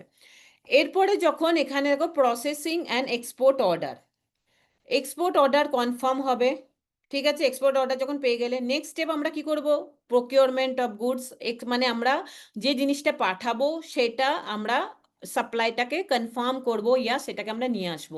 কোয়ালিটি কন্ট্রোল মানে কি, যেটা আমরা এতক্ষণ ধরে ডিসকাস করছিলাম, কত ময়েশ্চার রয়েছে, যদি আমরা বলছি আজ অ্যাপিটা মানে ফ্রুটস ফ্লাওয়ার ময়েশ্চার কত রয়েছে, যদি আমরা ইঞ্জিনিয়ারিং গুডস বলছি ইলাস্টিসিটি কত রয়েছে, স্ট্রেংথেনিং পাওয়ার কত রয়েছে, অ্যাজ পার ইয়োর যে গুডসের সাথে ডিল করবে তার কোয়ালিটি কন্ট্রোল। এরপরে ফাইন্যান্স, ব্যাংকে এই যেখানে কেউ লিখেছে which bank deal in foreign exchange, সব ব্যাংক ফরেন এক্সচেঞ্জ ডিল করে, কিন্তু এমন ব্যাংকে যেতে হবে, মানে এমন ব্রাঞ্চের সাথে কানেক্ট করো যে ব্রাঞ্চে ডাইরেক্ট ফরেন এক্সচেঞ্জ করে, ইয়া মানে ফরেন যে ট্রানজাকশন এক্সপোর্ট ইম্পোর্ট এই সব যে ট্রানজাকশন ওই ব্রাঞ্চের থেকে যেন হয়, যেন এমন ব্রাঞ্চে করো না যে হয়তো তার হেডকোয়ার্টারের সাথে ডিপেন্ডেন্ট, ওই ব্রাঞ্চটা খুব ছোট ব্রাঞ্চ, তো ও বলছে তোমার ডকুমেন্ট আনো, আমি হেড ওই মানে অন্য ব্রাঞ্চে পাঠাবো, সেই ব্রাঞ্চ থেকে অ্যাপ্রুভ হয়ে আসছে। এইরকম ব্রাঞ্চে না করাটাই ভালো, কারণ ওতে অনেক ডিলে হবে, ফাইল পড়ে থাকবে, ডিলে হবে। তো এমন ব্যাংকে যাও, এমন ব্রাঞ্চে যাও যেখানে অ্যাটলিস্ট দেখছো ওখানে এক্সপোর্ট ইম্পোর্ট হ্যান্ডেল করবার জন্য নলেজেবল ব্যাংকার বসে আছে এবং ওখান থেকেই অপারেট হচ্ছে, ফরেন এক্সচেঞ্জের রেট ওয়েট ওই জায়গা থেকেই অপারেট, ওই ব্রাঞ্চ থেকেই অপারেট হচ্ছে। তো এইটা হচ্ছে ফাইন্যান্সের ব্যাপার।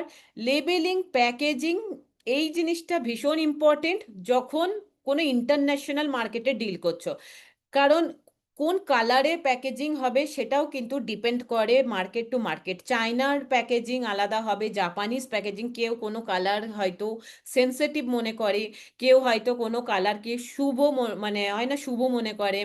তো এইরকম প্যাকেজিং লেবেলিং থাকবে, যেমন যদি মিট হয় হালাল লেখা থাকবে, না হলে পরে হয়তো আমাদের গালফ কান্ট্রি নেবে না। তো লেবেলিং সেই স্ট্যান্ডার্ডগুলো ইম্পোর্টারকে যখন কনফার্ম করছো, প্রত্যেকটা জিনিস ইম্পোর্টারের কাছ থেকে জিজ্ঞেস করো এবং নিজে রিসার্চও করো। উইদাউট নলেজ কোনো জিনিস করবার দরকার নেই যারা নতুন স্টার্ট করছো। ইন্স্যুরেন্স, মারিন ইন্স্যুরেন্স, যেমন একটা হলো এক্সপোর্ট যদি করছো তাহলে কি করতে হবে, পেমেন্ট ডিফল্ট এগুলোর জন্য ইসিজিসি। আর ইন্স্যুরেন্স কি ম্যারিন ইন্স্যুরেন্স পলিসি, এটা ব্যাংকই বলে দেবে যে এইগুলো দরকার আমাদের, মানে ব্যাংক ছাড়া হবে না, আর ব্যাংক ছাড়া হবে না তো অটোমেটিক্যালি ইম্পোর্টারের সাথে ইন্স্যুরেন্সের পয়সা হয়তো ডিভাইড হবে, ইয়া তো এক্সপোর্টার ক্যারি করবে ইন্স্যুরেন্সের পয়সা, ইয়া তো ইম্পোর্টার ক্যারি করবে ইন্স্যুরেন্সের পেমেন্ট। তো এইগুলোর জন্য আলাদা ইনকোটার্ম আছে, বাট হ্যাঁ ইন্স্যুরেন্স থাকে। এবার ওটাও ডিপেন্ড করবে তোমার গুডসের উপরে, ইন্স্যুরেন্স নেবে নেবে না, যদি কেউ ফ্লাইটে পাঠাচ্ছে তার আলাদা হবে, যে ম্যারিনে পাঠাচ্ছে তার আলাদা হবে। তারপরে আমরা কি করব, ডেলিভারি করব। ডেলিভারি করে দিলেই হয়ে গেল না, ডেলিভারির পর আমরা কি করব, এখানে কাস্টম প্রসেস। এইবার এখানে দেখো ডকুমেন্ট সব কিছু বলে দেওয়া আছে, শিপিং বিল অফ এক্সপোর্ট না ডকুমেন্ট, এখানে সব কিছু বলে দেওয়া আছে। এবার কাস্টমের এইগুলো সব কাস্টমের প্রসেস। তারপরে হচ্ছে কাস্টম হাউস এজেন্ট। হ্যাঁ, এখানে গিয়ে কাস্টম হাউস এজেন্ট যেগুলো সেগুলো কমিশনার অফ কাস্টমের লাইসেন্সড হবে। তো কাস্টম হাউস যে CHA যেটা বলে তাদের সাথে কানেক্ট করতে হবে, এবং কার্গোর ক্লিয়ারেন্সের যে কাজটা এই CHA এরা করবে, ঠিক আছে। এবার ডকুমেন্টেশন, এখানে বেসিক ডকুমেন্টেশন লিখে দিয়েছে, bill of landing, commercial invoice, আরও আছে মানে commercial invoice and packing list হয়, এটা কাম প্যাকিং লিস্ট না, অ্যান্ড প্যাকিং লিস্ট হয়, ইন্স্যুরেন্স কপি। এবার বাকি মানে যেমন গুডস হবে সেই হিসাবে ডকুমেন্ট চেঞ্জ হতে থাকবে। যেমন সার্টিফিকেট অফ অরিজিন হচ্ছে যখন জেনারেলি হয়, বাকি হয়তো এমন কারোর সাথে এমন কোনো কান্ট্রির সাথে হয়তো ডিল করছো যার সাথে হয়তো ফ্রি ট্রেড এগ্রিমেন্ট আছে, তো তাহলে তোমাকে ইম্পোর্ট ডিউটি ইয়া এক্সপোর্ট ডিউটি ওখান থেকে মার্ক পাওয়া যাবে। তো ওই সময় সার্টিফিকেট অফ অরিজিন ওই পার্টিকুলার কান্ট্রির সার্টিফিকেট অফ অরিজিনটা লাগাতে হবে, ঠিক আছে। এই ডকুমেন্টের লিস্ট লাগানো আছে। তারপরে কেমন করে এই রিয়েলাইজেশন অফ এক্সপোর্ট প্রসিড, মানে পয়সা চলে এলো। This is the whole process, একদম হোল, মানে কেমন করে তার অর্গানাইজেশন স্টার্ট হলো থেকে শুরু করে কেমন করে পয়সা এলো এক্সপোর্টারে, ঠিক আছে। পুরো এটা হচ্ছে একটা বেসিক প্রসেস। এনি কোশ্চেন যারা নতুন স্টার্ট করছো, কারণ তাহলে আমি বুঝতে পারবো যে মাথাতে কিছু মানে কিছু গ্র্যাপস করতে পারছো না সেটা আমি বুঝতে পারবো। Any question? এটা হচ্ছে বেসিক প্রসেস। সে যে কোনো প্রোডাক্টের সাথে ডিল করছে, এটা হচ্ছে সাইকেল। কোনো কোশ্চেন যারা একদম স্টার্ট করছে? খুব খুব ভালো একটা রিসোর্স দেখিয়েছো এবং খুব ভালো এক্সপ্লেন করেছো, এটা হেল্প করবে সবাইকে। হ্যাঁ, কারণ অ্যাকচুয়ালি এখানে ওখানে একটা একটা একটা করে কোশ্চেনে না গিয়ে হুম। আমরা যদি এইটাই এই ওয়েবসাইট এই লিঙ্কটাই রেখে দিই তাহলে অ্যাটলিস্ট বুঝতে পারবো যে আমাদের কাছে কোনটা মিস হচ্ছে, যে এটা ভুল হচ্ছে না তো এটা ভুল হচ্ছে না তো এইটুকু অ্যাটলিস্ট বোঝা যাবে। তো কোনো কোশ্চেন মাথাতে ঢুকছে কিনা আমি তাহলে তো বুঝতে পারবো, না হলে তো বুঝতেও পারবো না।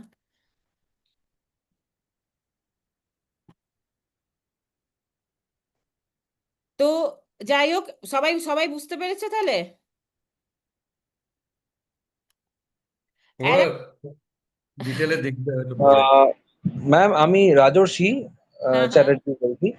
হুম বলছি যে এই যে প্যাকেজিং যেগুলো হচ্ছে সেগুলোর মানে আমি যদি কোনো ফ্র্যাজাইল জিনিস পাঠাই সেটার প্যাকেজিং প্রসিডিওর কি থাকবে, মানে সে কিভাবে আমি প্যাকিং করব? কারণ সব সব জায়গা থেকে তো আর কি মানে হয়তো মানে এমন কোনো প্যাকেজিং আমাকে করতে হবে যেটা দিয়ে হয়তো কোনো ক্ষতি হবে না ইয়েটার জিনিসটার।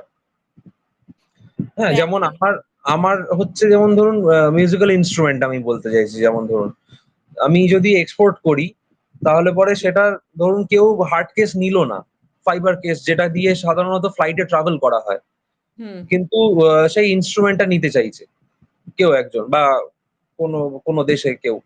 তো সেখানে আমি প্যাকিংটা কিভাবে করব, সেই ফ্র্যাজাইল প্যাকিংটা? গুড কোয়েশ্চেন, কিন্তু প্রবলেমটা কি হয় এক্সপোর্টের, তবেই এক্সপোর্টটাকে বলা হয় যে এক্সপোর্টটা হলো যখন যে জিনিসটা আমরা পাঠাচ্ছি সেই জিনিসটা যখন কনজিউমারের কাছে একদম ইউজেবল ফরম্যাটে এসে পৌঁছয়।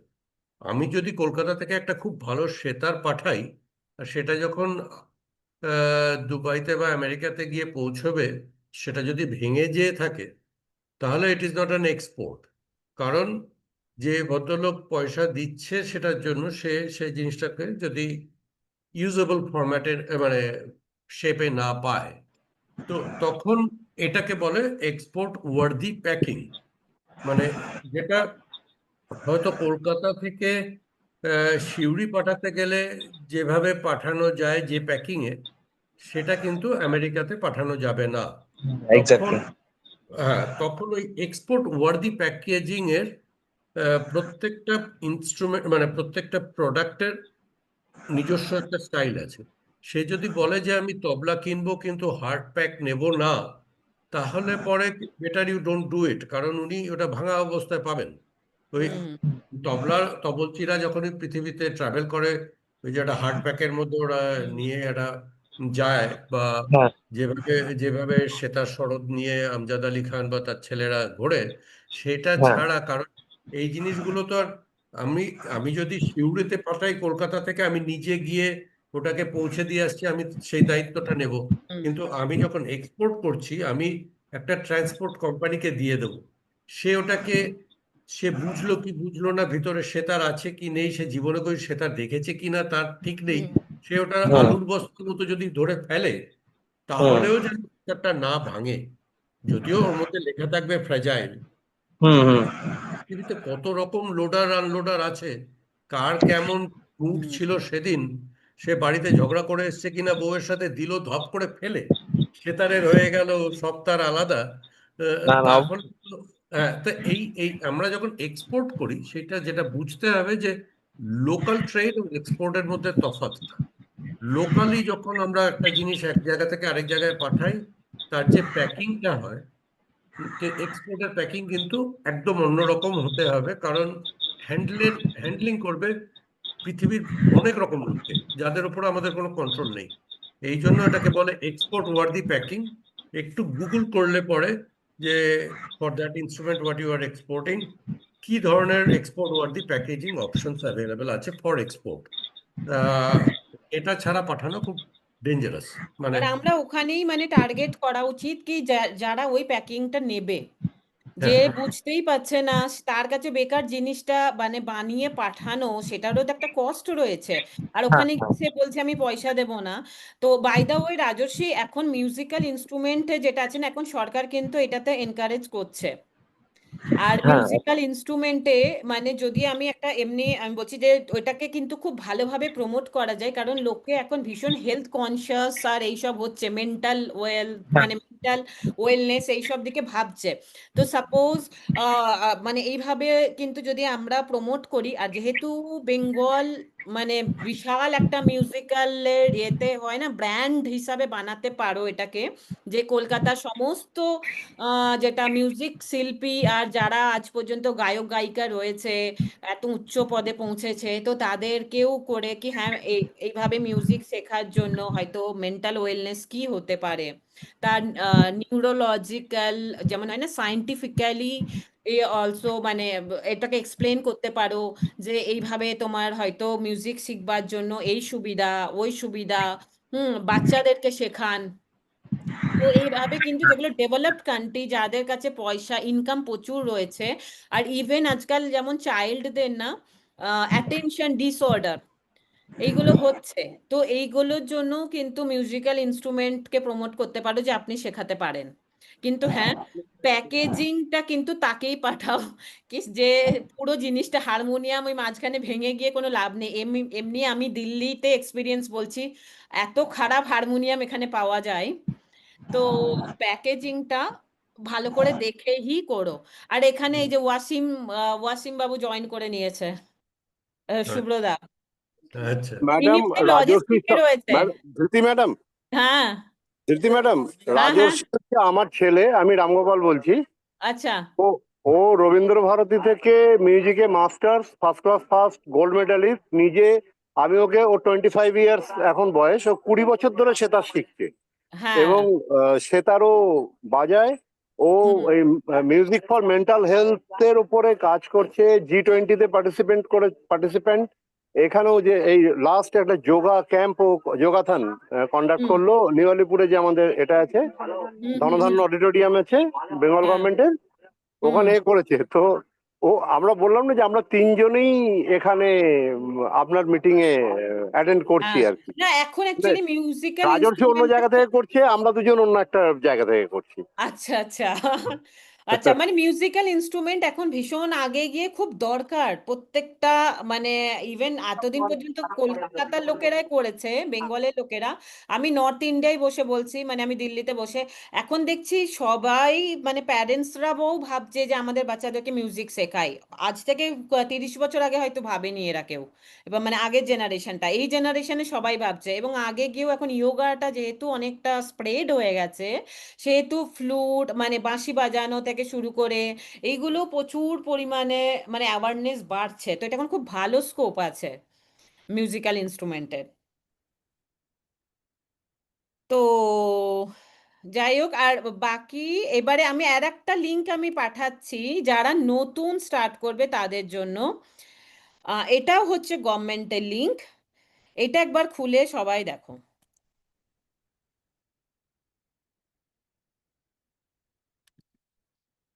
এখানে বলছে না যে কেমন করে আমরা প্রথমে বায়ার পাবো না পাবো। এখানে register as a Indian exporter, register as a foreign buyer, এই ডেটাবেসটা কিন্তু ওখানে রেজিস্টার যদি করে দেয়, এক্সপোর্টার যারা স্টার্ট করছে তারা এক্সপোর্ট এখানে রেজিস্টার করে দিল অ্যাজ এ এক্সপোর্টার। হুম, ওখানে এটা কিন্তু একটা বিশাল বড় অনলাইন মার্কেট রয়েছে। তো এটা হচ্ছে আহ, যারা নতুন স্টার্ট করছে হয়তো তারা প্রোডাক্টটা ঠিক করে ফেলেছে, প্রোডাক্টের কোয়ালিটি ঠিক করে ফেলেছে, সব চেকিং বাগারা হয়ে গেছে, তখন তারা কিন্তু এই ওয়েবসাইটে গিয়ে রেজিস্টার করে তার সেল স্টার্ট করতে পারে। আর এটাতে কিন্তু কোনো মানে পেড ওয়েড কিছু নেই। ঠিক আছে, তো এই একটা লিংক হয়ে গেল। আহ আর বাকি যেমন আমি একটা এমনি দিচ্ছি, এইগুলো হচ্ছে পেড লিঙ্ক, এইগুলোতে আহ, এরকম করে অনেক ডেটাবেস রয়েছে যেগুলোতে হয়তো মানে পেড দিলে পরে বায়ার্স যারা হয়তো ভাবছে আমরা ইন্টারন্যাশনাল বায়ার্স কি করে পাবো, তা হয়তো আমরা এখানে প্রোডাক্ট তো ঠিক আছে সবকিছু হয়ে গেল, কিন্তু ইন্টারন্যাশনাল বায়ার্স কিভাবে পাবো? তাদের জন্য এরকম পেড ওয়েবসাইট দেখো অনেক কিছু রয়েছে। কিন্তু আমি যেটা আগে যেটা বললাম সেটা হচ্ছে আনপেড। আর বাকি যখন বায়ারদের কথা আমরা বলছি, সবার আগে আমাদেরকে ভাবা উচিত যে যেমন লিঙ্কডইন আজকাল তো অনেক ইজি হয়ে গেছে। মানে যদি আমরা শুভ্রদার কথা চিন্তা করি, এনারা যখন করেছেন এক্সপোর্ট, তখন তো গুগলও ছিল না। তখন তো মানে ভীষণ সাংঘাতিক ভাবে এক্সপোর্ট করেছে। তো এখন তো দেখো তোমার লিঙ্কডইনে গিয়েও দেখতে পাবে। এখন গুগল ম্যাপে যদি জুম করো তাহলে এটাও দেখতে পাবে যে ওয়েব মানে ওই কোম্পানিটা এক্সিস্ট করছে কি করছে না, যারা নতুন শুরু করছো। তারপরে তাদের ওয়েবসাইটে গিয়ে চেক করতে পারবে। মেল আইডিতে হয় না, যেটা ইমেল আইডি চেকারের অনেক রকম মেল আইডি মানে ওয়েবসাইট চলে এসছে, সেখানে ইমেল আইডিটাও চেক করতে পারবে ফ্রড নাকি। তো আমি তো উল্টো শুভ্রদাকে বলবো কি, শুভ্রদা তোমার বলো যে তুমি আজকে থেকে 20-25 বছর আগে যখন করেছো তখন কি করে বায়ার খুঁজেছিলে। তাহলে এখন যারা নতুন শুরু করছে না, তারা বুঝতে পারবে যে বায়ার খোঁজা এখন কত ইজি। এখন লোকে ভীষণ টেনশনে থাকে, তখন হ্যাঁ, গুগলও ছিল না। তখন গুগলও ছিল না, তখন ফ্যাক্সও ছিল না, হুম। তখন ইমেলও ছিল না। আমি যখন শুরু করি তখন হ্যাঁ। মানে এক্সপোর্ট করতে হলে পরে এক্সপোর্টারকে প্রপোজালটা কাগজে চিঠি লিখে গিয়ে পোস্ট করতে হতো। সে গিয়ে কবে ওই ইম্পোর্টার পাবে, তারপরে সে তার থেকে উত্তর দেবে, তবে গিয়ে সেই উত্তরের এগেনস্টে মাল তৈরি হবে। এটা একেবারে অন্যরকম জগৎ ছিল। এবং তখন যে জিনিসগুলো করা হতো, তখন যে উম, তখন তৈরি হয়েছিল পৃথিবীতে এই ধরনের কোম্পানিগুলো, যেগুলো আমরা খুব নাম শুনি পৃথিবীতে, যেমন হুম। মিৎসুবিশি, মারুবিনি, বা হুম। সিএনসিসি চায়নাতে, বা রাশিয়ান সয়ুজ প্রোদ এক্সপোর্ট। তখন হুম। এসএমই এক্সপোর্ট করতে পারতো না। তখন আহ, এই গভর্নমেন্টের কিছু বড় বড় গভর্নমেন্ট বা প্রাইভেট কোম্পানিগুলো, তারা এক্সপোর্টারদের থেকে জিনিসটা নিয়ে তারা অন্য দেশে ওটাকে এক্সপোর্ট করতো। তখন এই টেকনোলজি যখন এত সহজ হলো, যখন আমরা ইমেল পাঠাতে শুরু করলাম, যখন আমরা ফ্যাক্সে কন্ট্রাক্ট সই করতে শুরু করলাম, তখন গিয়ে এসএমই এক্সপোর্টে আসতে পারলো। আজকে টেকনোলজি এতটা এগিয়ে গেছে বলেই আজকে ছোটখাটো কোম্পানিরাও আজকে এক্সপোর্টার হতে পারে, যেটা আমি যখন শুরু করেছিলাম 30 বছর আগে, তখন এই সুযোগটা ছিল না। তখন আহ, খুব বড় কোম্পানি যারা অনেকগুলো প্রোডাক্ট নিয়ে একবারে একটা দেশে যাবে, একটা এক্সিবিশনে পার্ট নেবে। কিন্তু এখন তো কেউ একটা মোরিঙ্গা পাউডার বানিয়ে যদি সে পৃথিবীর বায়ার গুগলে বসে পেয়ে যাচ্ছে। ফলে এই টেকনোলজিক্যাল ডেভেলপমেন্টটার জন্যই আজকে যে কোনো লোক, যে কোনো, যেটা তুমি বোঝালে যে একটা প্রাইভেট প্রপ্রাইটারশিপ কোম্পানি বানিয়েও এক্সপোর্ট শুরু করতে পারে। তো হুম। আজকে এক্সপোর্টটা হয়ে গেছে অনেকটা কটেজ ইন্ডাস্ট্রি, থ্যাঙ্কস টু এই টেকনোলজি। Technology and schemes. হ্যাঁ, যেটা রাজস্বী বলছিল, মিউজিক্যাল ইনস্ট্রুমেন্ট। হুম। ও যদি আহ, পৃথিবীতে যারা সেতার শিখতে রাজি আছে, তাদের একটা সেতার, দুটো সেতার, তিনটে সেতারও পাঠানো যায়, যেটা টেকনোলজি যখন আমরা শুরু করেছিলাম তখন একটা বেসিক ভলিউম ছাড়া এটা করা যেত না। তো এখনকার এই সুযোগটা অবশ্যই নেওয়া উচিত। ধৃতি যে লিঙ্কগুলোর কথা বলছে, কিছু পেইড, কিছু আনপেইড। Unpaid is enough. আর হুম। আজকে আজকে হোয়াটসঅ্যাপে কল করে নিতে পয়সা লাগে না। হুম। ফলে এক্সপোর্টের যে ব্যারিয়ারগুলো, যেগুলো সাধারণত বলতাম যে এক্সপোর্ট করতে গেলে অনেক খরচের ব্যাপার, অনেকগুলো খরচই আজকে টেকনোলজি বিনা পয়সায় করে দিয়েছে। ফলে এক্সপোর্ট না করার এখন কোনো আর কারণ নেই। হুম। আর আর এখানে এই যে শুভ্রদাকে নিয়ে আসার সব থেকে বড় কারণ হচ্ছে যে এই যারা বাঙালিরা এখানে বসে আছে, যারা হয়তো স্টার্ট করছে, আর এর আগে আমরা শুনলাম বাংলাদেশিরা পৌঁছে যাচ্ছে, আর বাঙালিদের সেম জিওগ্রাফি হয়ে হচ্ছে না, বা যা কিছু হচ্ছে। আর এরপরে ওই যে রামগোপাল বাবু এটাও বললো যে বেঙ্গলে কিরকম প্রোডাক্টের কোয়ালিটি ভালো। কারণ অবভিয়াসলি ভালো না হলে পরে ইংরেজরা ওখানে এসে বসে থাকতো না অত বছর। তো ভালো তো বটেই, বাংলার বেঙ্গল তো এত প্রসপারাস এমনি তো ছিল না, মানে আজকে গিয়ে হয়তো কমে যাচ্ছে, কিন্তু এই পরিপ্রেক্ষিতে দাঁড়িয়ে আমরা বলছি, আমি বলতে চাইছি, শুভ্রদা বাঙালি হয়েও যদি সেই সময় করতে পারে, তাহলে এখন এত টেকনোলজি যখন চলে এসেছে, এত কিছু ইজি হয়ে গেছে, বাংলাদেশেও যখন পাশে বসে করছে, তাহলে আমাদের বাঙালিদের পক্ষে আই থিঙ্ক এতটাও প্রবলেম নয়, তাই না? তো না, সেখানে এটা দেখো খুব অবশ্যই করা যায়। যেটা আমি আহ, কয়েকটা বেসিক পয়েন্ট যদি আমি বলি যে এক্সপোর্ট করতে হলে যেগুলো করা দরকার, যেটা আমরা ডিসকাস করছিলাম, হুম যে এক্সপোর্ট আজকে টেকনোলজি এত সহজ করে দেওয়ায় যে কোনো মানুষ এক্সপোর্ট করতে পারে।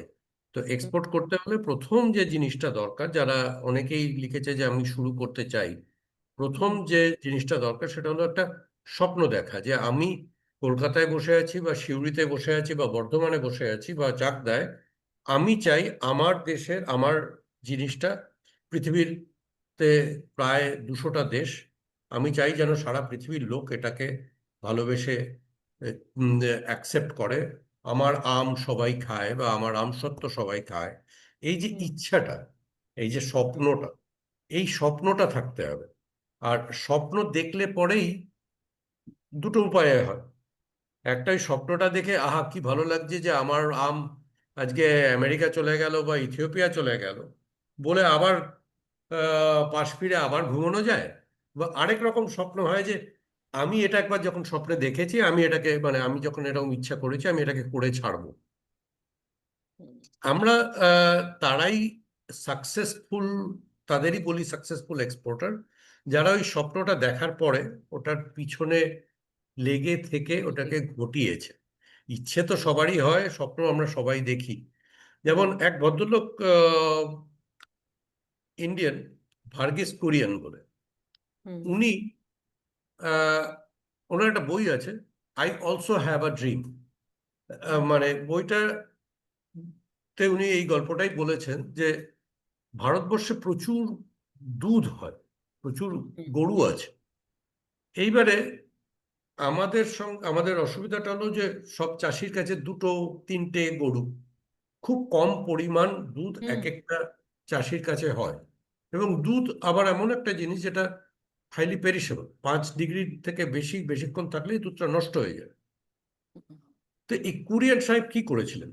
কুরিয়ান সাহেব একটা উপায় বার করেছিলেন যে প্রত্যেকটা গ্রামে আমি একটা ছোট করে চিলা লাগিয়ে দেবো, এবং ওই ছোট ছোট চাষিদের কাছে, যার কাছে দুটো তিনটে করে গরু আছে, সে তার কাছে 3 লিটার 4 লিটার যাই দুধ এক্সট্রা হলো সে এই চিলারটাতে এনে ফেললো। টেম্পারেচারটা 5 ডিগ্রি রইলো, একটা ট্রাক দিনে 2বার যাবে, গিয়ে ওই চিলারটা থেকে তুলে এনে আরেকটা বড় চিলারে ওটাকে ট্রান্সফার করে দেবে, 5 ডিগ্রি টেম্পারেচারই থাকবে। পরে গিয়ে ওটা যখন একটা ট্রাক লোড হবে, একটা বড় 20 টনের লরি যাবে, গিয়ে ওটা নিয়ে এসে ফ্যাক্টরিতে প্রসেসিং শুরু হবে। এই যে ড্রিমটা ওনার মাথায় ছিল এবং যেটা উনি নিজে হাতে করেছেন, এবং তিনি যে কোম্পানিটা বানিয়েছেন সেটা এখন সারা আমুল পৃথিবীতে জানে, সেটা হলো হুম আমুল। হুম হুম এই আমুলের শুরুটা কিন্তু একেবারে এই লেভেল থেকে, যে যার কাছে দুটো গরু আছে তার কাছে তিনটে গরু আছে, এবং ওরকম একটা হাইলি পেরিশেবল প্রোডাক্ট, যেটা আমাদের মতো গরম দেশে দুধ নষ্ট হতে কতক্ষণ লাগে, হুম উনি সেই যে সলিউশনটা বানিয়েছেন সেটা এখন সারা পৃথিবীতে ওটাকে নিয়ে পড়াশোনা করা হয়, ওটাকে বলা হয় হোয়াইট রিভলিউশন। তো এই যে আমরা মোরিঙ্গার কথা বললাম, বা এই যে আমরা আমাদের শান্তিপুরের শাড়ির কথা বললাম, এই কথাগুলো, এটা যাচ্ছে, এটা আমি করতে চাই বলে ছেড়ে দিলে হুম আর যাবে না, আর হবে না। এটা করব, আমি চাই যেন শান্তিপুরের শাড়ি সারা পৃথিবীতে শাড়ি না পড়ুক, পর্দা বানাক, বা অন্য কোনো কারণে এই সুন্দর ক্লথ ক্লথটা ইউজ হোক। সেইটা হলো সবচেয়ে বড় একটা ইম্পর্টেন্ট জিনিস, যে আমি করে ছাড়বো।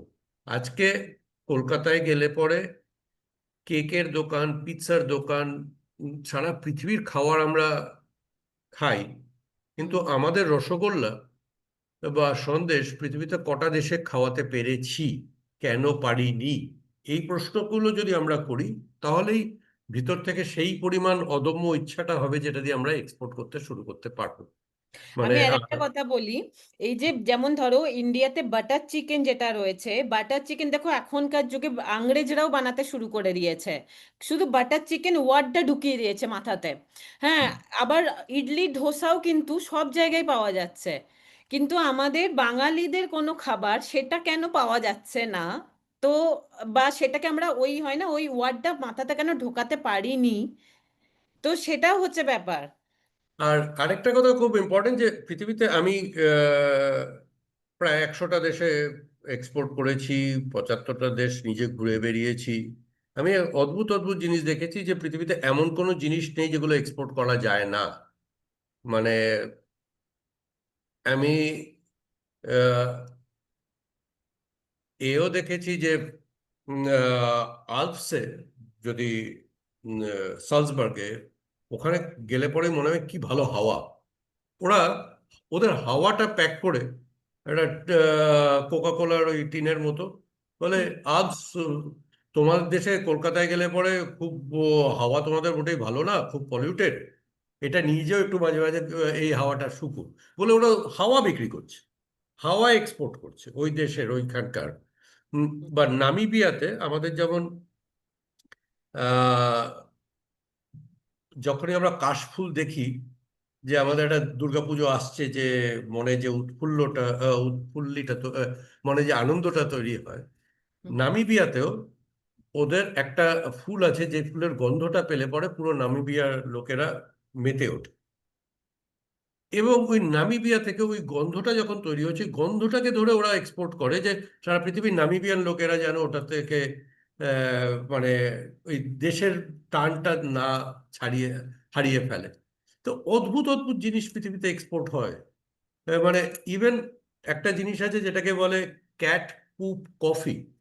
পৃথিবীর সবচেয়ে দামি কফিদের মধ্যে একটা কফি হলো ইন্দোনেশিয়ার গ্রামে, হুম। এবং ইন্দোনেশিয়ার একটা বন্য বিড়াল আছে যে ওই কফিগুলোকে খেয়ে ফেলে, খেয়ে তারপরে ওটাকে আর পেটে সহ্য হয় না, তারপরে ও বার করে যখন দেয়, ওই যে অর্ধেক হজম করা ফার্মেন্টেড বিনস, সেটা পৃথিবীর one of the most expensive coffee. মানে ইভেন বিড়ালের কি বলবো বিষটা সেও এক্সপোর্ট হয়। তো আমাদের আমাদের আমসত্ত্ব বা আমাদের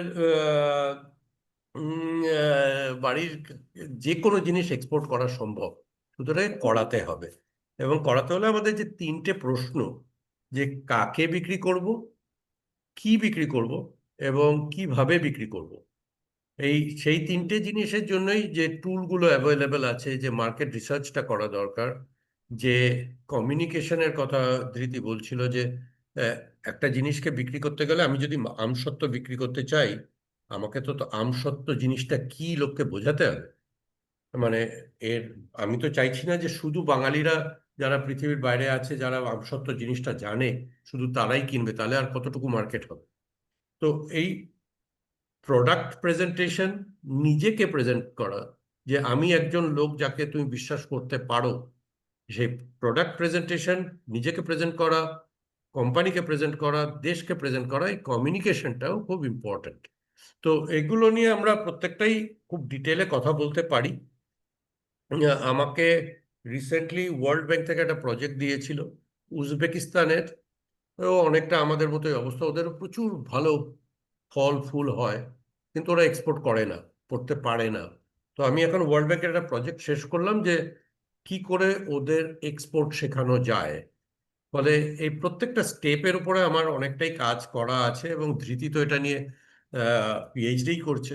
ফলে যদি আপনাদের কোনো কাজে লাগি, আমরা ডিটেলে আপনাদের প্রশ্নগুলো জানালে আমরা চেষ্টা করতে পারি আমাদের এক্সপিরিয়েন্সটা শেয়ার না, করার। আমি ভাবছি সুব্রতা, যদি আমরা একটা নম্বর বানিয়ে নম্বর দিয়ে দিচ্ছি, একটা হোয়াটসঅ্যাপ গ্রুপ ইয়া টেলিগ্রাম গ্রুপ বানিয়ে নেব, তাহলে হয়তো কারোর যদি কোশ্চেন থাকে তাহলে কোশ্চেনটা পোস্ট করে দেবে, যে জানে সেও আনসার দিতে পারে, আমরাও আনসার দিতে পারি, তাই না? একটা ক্লোজ গ্রুপ হয়ে যাবে। হ্যাঁ, করাই যেতে পারে। হ্যাঁ।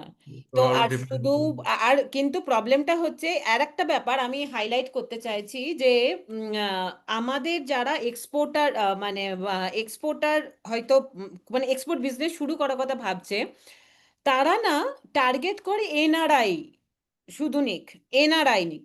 যদি আমরা এই মাইন্ডসেটে শুরু করি যে শুধু এনআরআই নিক, তাহলে আমরা পিৎজা বার্গার খাচ্ছি কেমন করে? আমাদের তো দেশে পিৎজা বার্গার তো আমাদের খাবারই নয়। কিন্তু তারা তো ভাবেনি যে আমরা শুধু চেষ্টা করবো এখানে আমেরিকান ইয়া ইউরোপিয়ান কজন বসে আছে তাদেরকে খাওয়াবো। তো যখন শুরু করতে হবে না, তখন কিন্তু এটা মাইন্ডসেটে রাখার দরকারই নেই যে এনআরআইতেই আমি সীমাবদ্ধ আমার থাকবে। কারণ আমি যেমন যদি বলি, এই হ্যান্ডলুমের শাড়ি যেমন শান্তিপুরের হ্যান্ডলুম যে জিনিসটা তৈরি করছে, এইটাতে কিন্তু কুর্তি আমরা ওকেও পাঠাতে পারি, আমেরিকার লোকেদেরকে ইয়া ব্রিটেনদেরকে। ওদের ওখানে 46 ডিগ্রি চলছে, তাই না? ওদেরও 40 ডিগ্রি উপর হয়ে গেছে। তো ওদেরকে এইভাবে বোঝাতে হবে যে এইটা পড়া, আগে তো ইন্ডিয়াতে ছিল, ওরা তো ঠান্ডার দেশ ছিল, এখন তো ওরাও ঠান্ডার দেশে নেই। তো ওদেরকে ওই সময় বোঝাতে হবে যে না, এটা করা, তোমরা এটা পড়ো। সেকেন্ডলি এইরকম ধরনের জিনিস আমরা ওই কাপড়টা ইউজ করে হয়তো আমরা ওখানকার হোটেলে, এলিগেন্ট হোটেলে, ওখানে পর্দাতে ইউজ করুক, ওখানে টেবিল কভারে ইউজ করুক। তো আমাদেরকে এইভাবে না ইনোভেশন হতে হবে, ইনোভেশন একটুখানি ভাবতে হবে। কিন্তু আমাদের মাইন্ডসেট এটা রাখলে হবেই না যে শুধু এনআরআই লোকেরা নেবে। আর আমি ওই জন্য বলছি, এনআরআই লোকেরা নেবে আর তার জন্য আমি কমিউনিকেশন শার্প করব না। না, তো এমন মাইন্ডসেট থাকতে হবে যেন একটা আমি ব্রিটিশ লোকের সাথেও আমি ইংলিশে কথা বলতে পারি, একটা আমেরিকান লোকের সাথে কথা বলতে পারি। এক্সপোর্টার না, ধীরে ধীরে যেমন শুভ্রদা রাশিয়ান ল্যাঙ্গুয়েজ জানে, তো এরকম এক্সপোর্টার কিন্তু অনেক ল্যাঙ্গুয়েজ, লোকাল ল্যাঙ্গুয়েজ শিখে নেয়।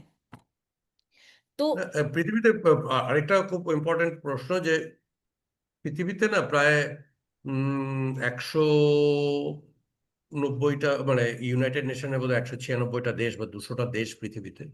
কটা দেশ ইংরেজি বলে?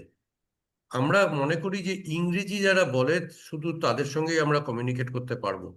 পৃথিবীর অর্ধেকের বেশি অর্ধেক কেন, মানে আমি আমি এক্সাক্ট নাম্বারটা বলতে পারবো না, কিন্তু 3/4 ওয়ার্ল্ড কিন্তু ইংরেজি জানে না। আমরা যে ইংরেজিটাকে ভাবি যে ইংরেজি বলতে পারলেই হবে, যেমন সৌদি আরবে এত বড় একটা মার্কেট, হুম আরবি ছাড়া ওখানে কাজ করা যায় না। রাশিয়া বা ইস্টার্ন ইউরোপ, ইংরেজি অলমোস্ট ওরা বলে না। ল্যাটিন আমেরিকা, ব্রাজিলে বা আর্জেন্টিনাতে গিয়ে ইংরেজি চলবে না। মানে আমরা যদি এক্সপোর্ট করতে চাই, তো আমাদের মনে এইটা থাকতে হবে যে আমি ইংরেজি বললেই শুধু হবে না, এবং হুম পৃথিবীর যে কোনো লোকের সাথে আমাকে কাজ করার যে তার জন্য যে অন্য ভাষাগুলো, আজকে টেকনোলজিও তো হেল্প করে দিচ্ছে। হুম মানে আজকে আমাদের কি হয়, আমাদের একটা কমফর্ট থাকে যে আমরা যদি এরকম একটা লোক পেয়ে যাই সুব্রতার মতো যে দুবাইতে আছে, বাংলায় কথা বলে বিক্রি করে দেবো, ওই কমফর্টটা থেকে বেরোতে হবে। বেরিয়ে আসবে। যে আজকে আমার জায়গায় যদি একটা এমিরাতি লোক বসে থাকে, তাকেও কনভিন্স করার ক্ষমতাটা থাকতে হবে, তার ভাষাকে, তার কালচারকে বুঝে তাকে কনভিন্স করে তাকে বিক্রি করতে পারলে তবে গিয়ে আমি এক্সপোর্টার।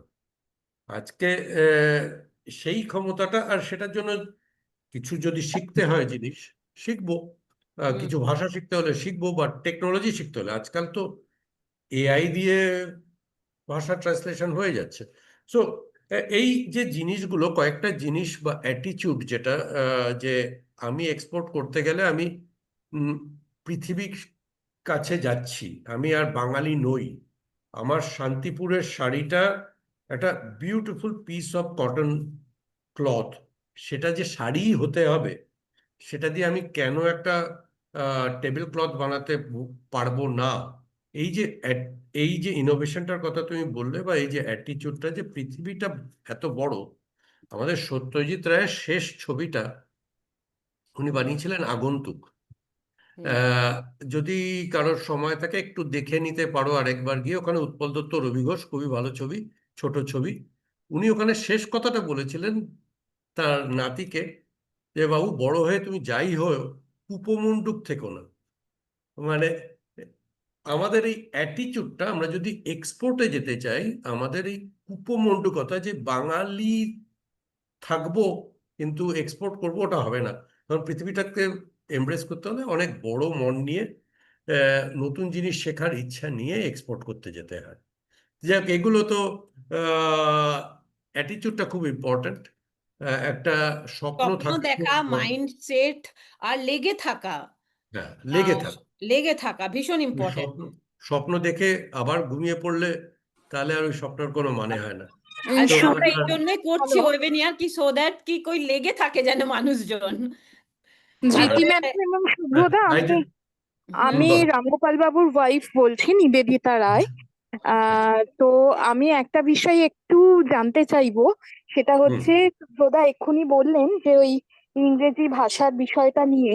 আমি হুম যেহেতু ইংরেজি শিক্ষিকা, সেই জন্য আমার একটু জানার ইচ্ছে আছে যে হুম ধরুন আপনারা তো, যেটা আমি আগাগোড়াই শুনছি আলোচনাটা, আপনারা হুম প্রোডাক্ট এক্সপোর্টের কথাটাই আলোচনা হলো, কিন্তু এই মুহূর্তে যদি এক্সপার্টাইজ কি এক্সপোর্ট করা, ধরুন ইংরেজি ভাষা অনেকেই সত্যিই জানে না, অনেক দেশে হুম জানে না, মানে তাদের খুব পুয়ার ইংলিশ।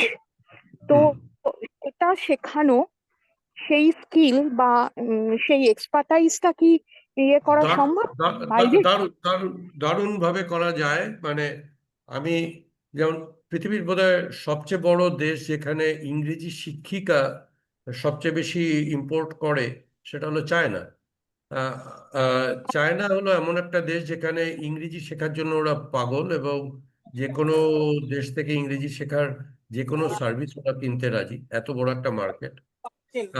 আমি রাশিয়াতে বা যে দেশগুলোতে ইংরেজি জানে না, কারণ আমাদের একটা বড় স্ট্রেংথ হলো যে আমরা ইন্ডিয়ানরা যে পরিমাণ ইংরেজি বলি, আমরা ইংরেজদের থেকে অনেক বেশি সংখ্যায় ইংরেজি জানি, এবং অনেক ক্ষেত্রে আমরা অনেক ওদের থেকে ভালো ইংরেজি জানি।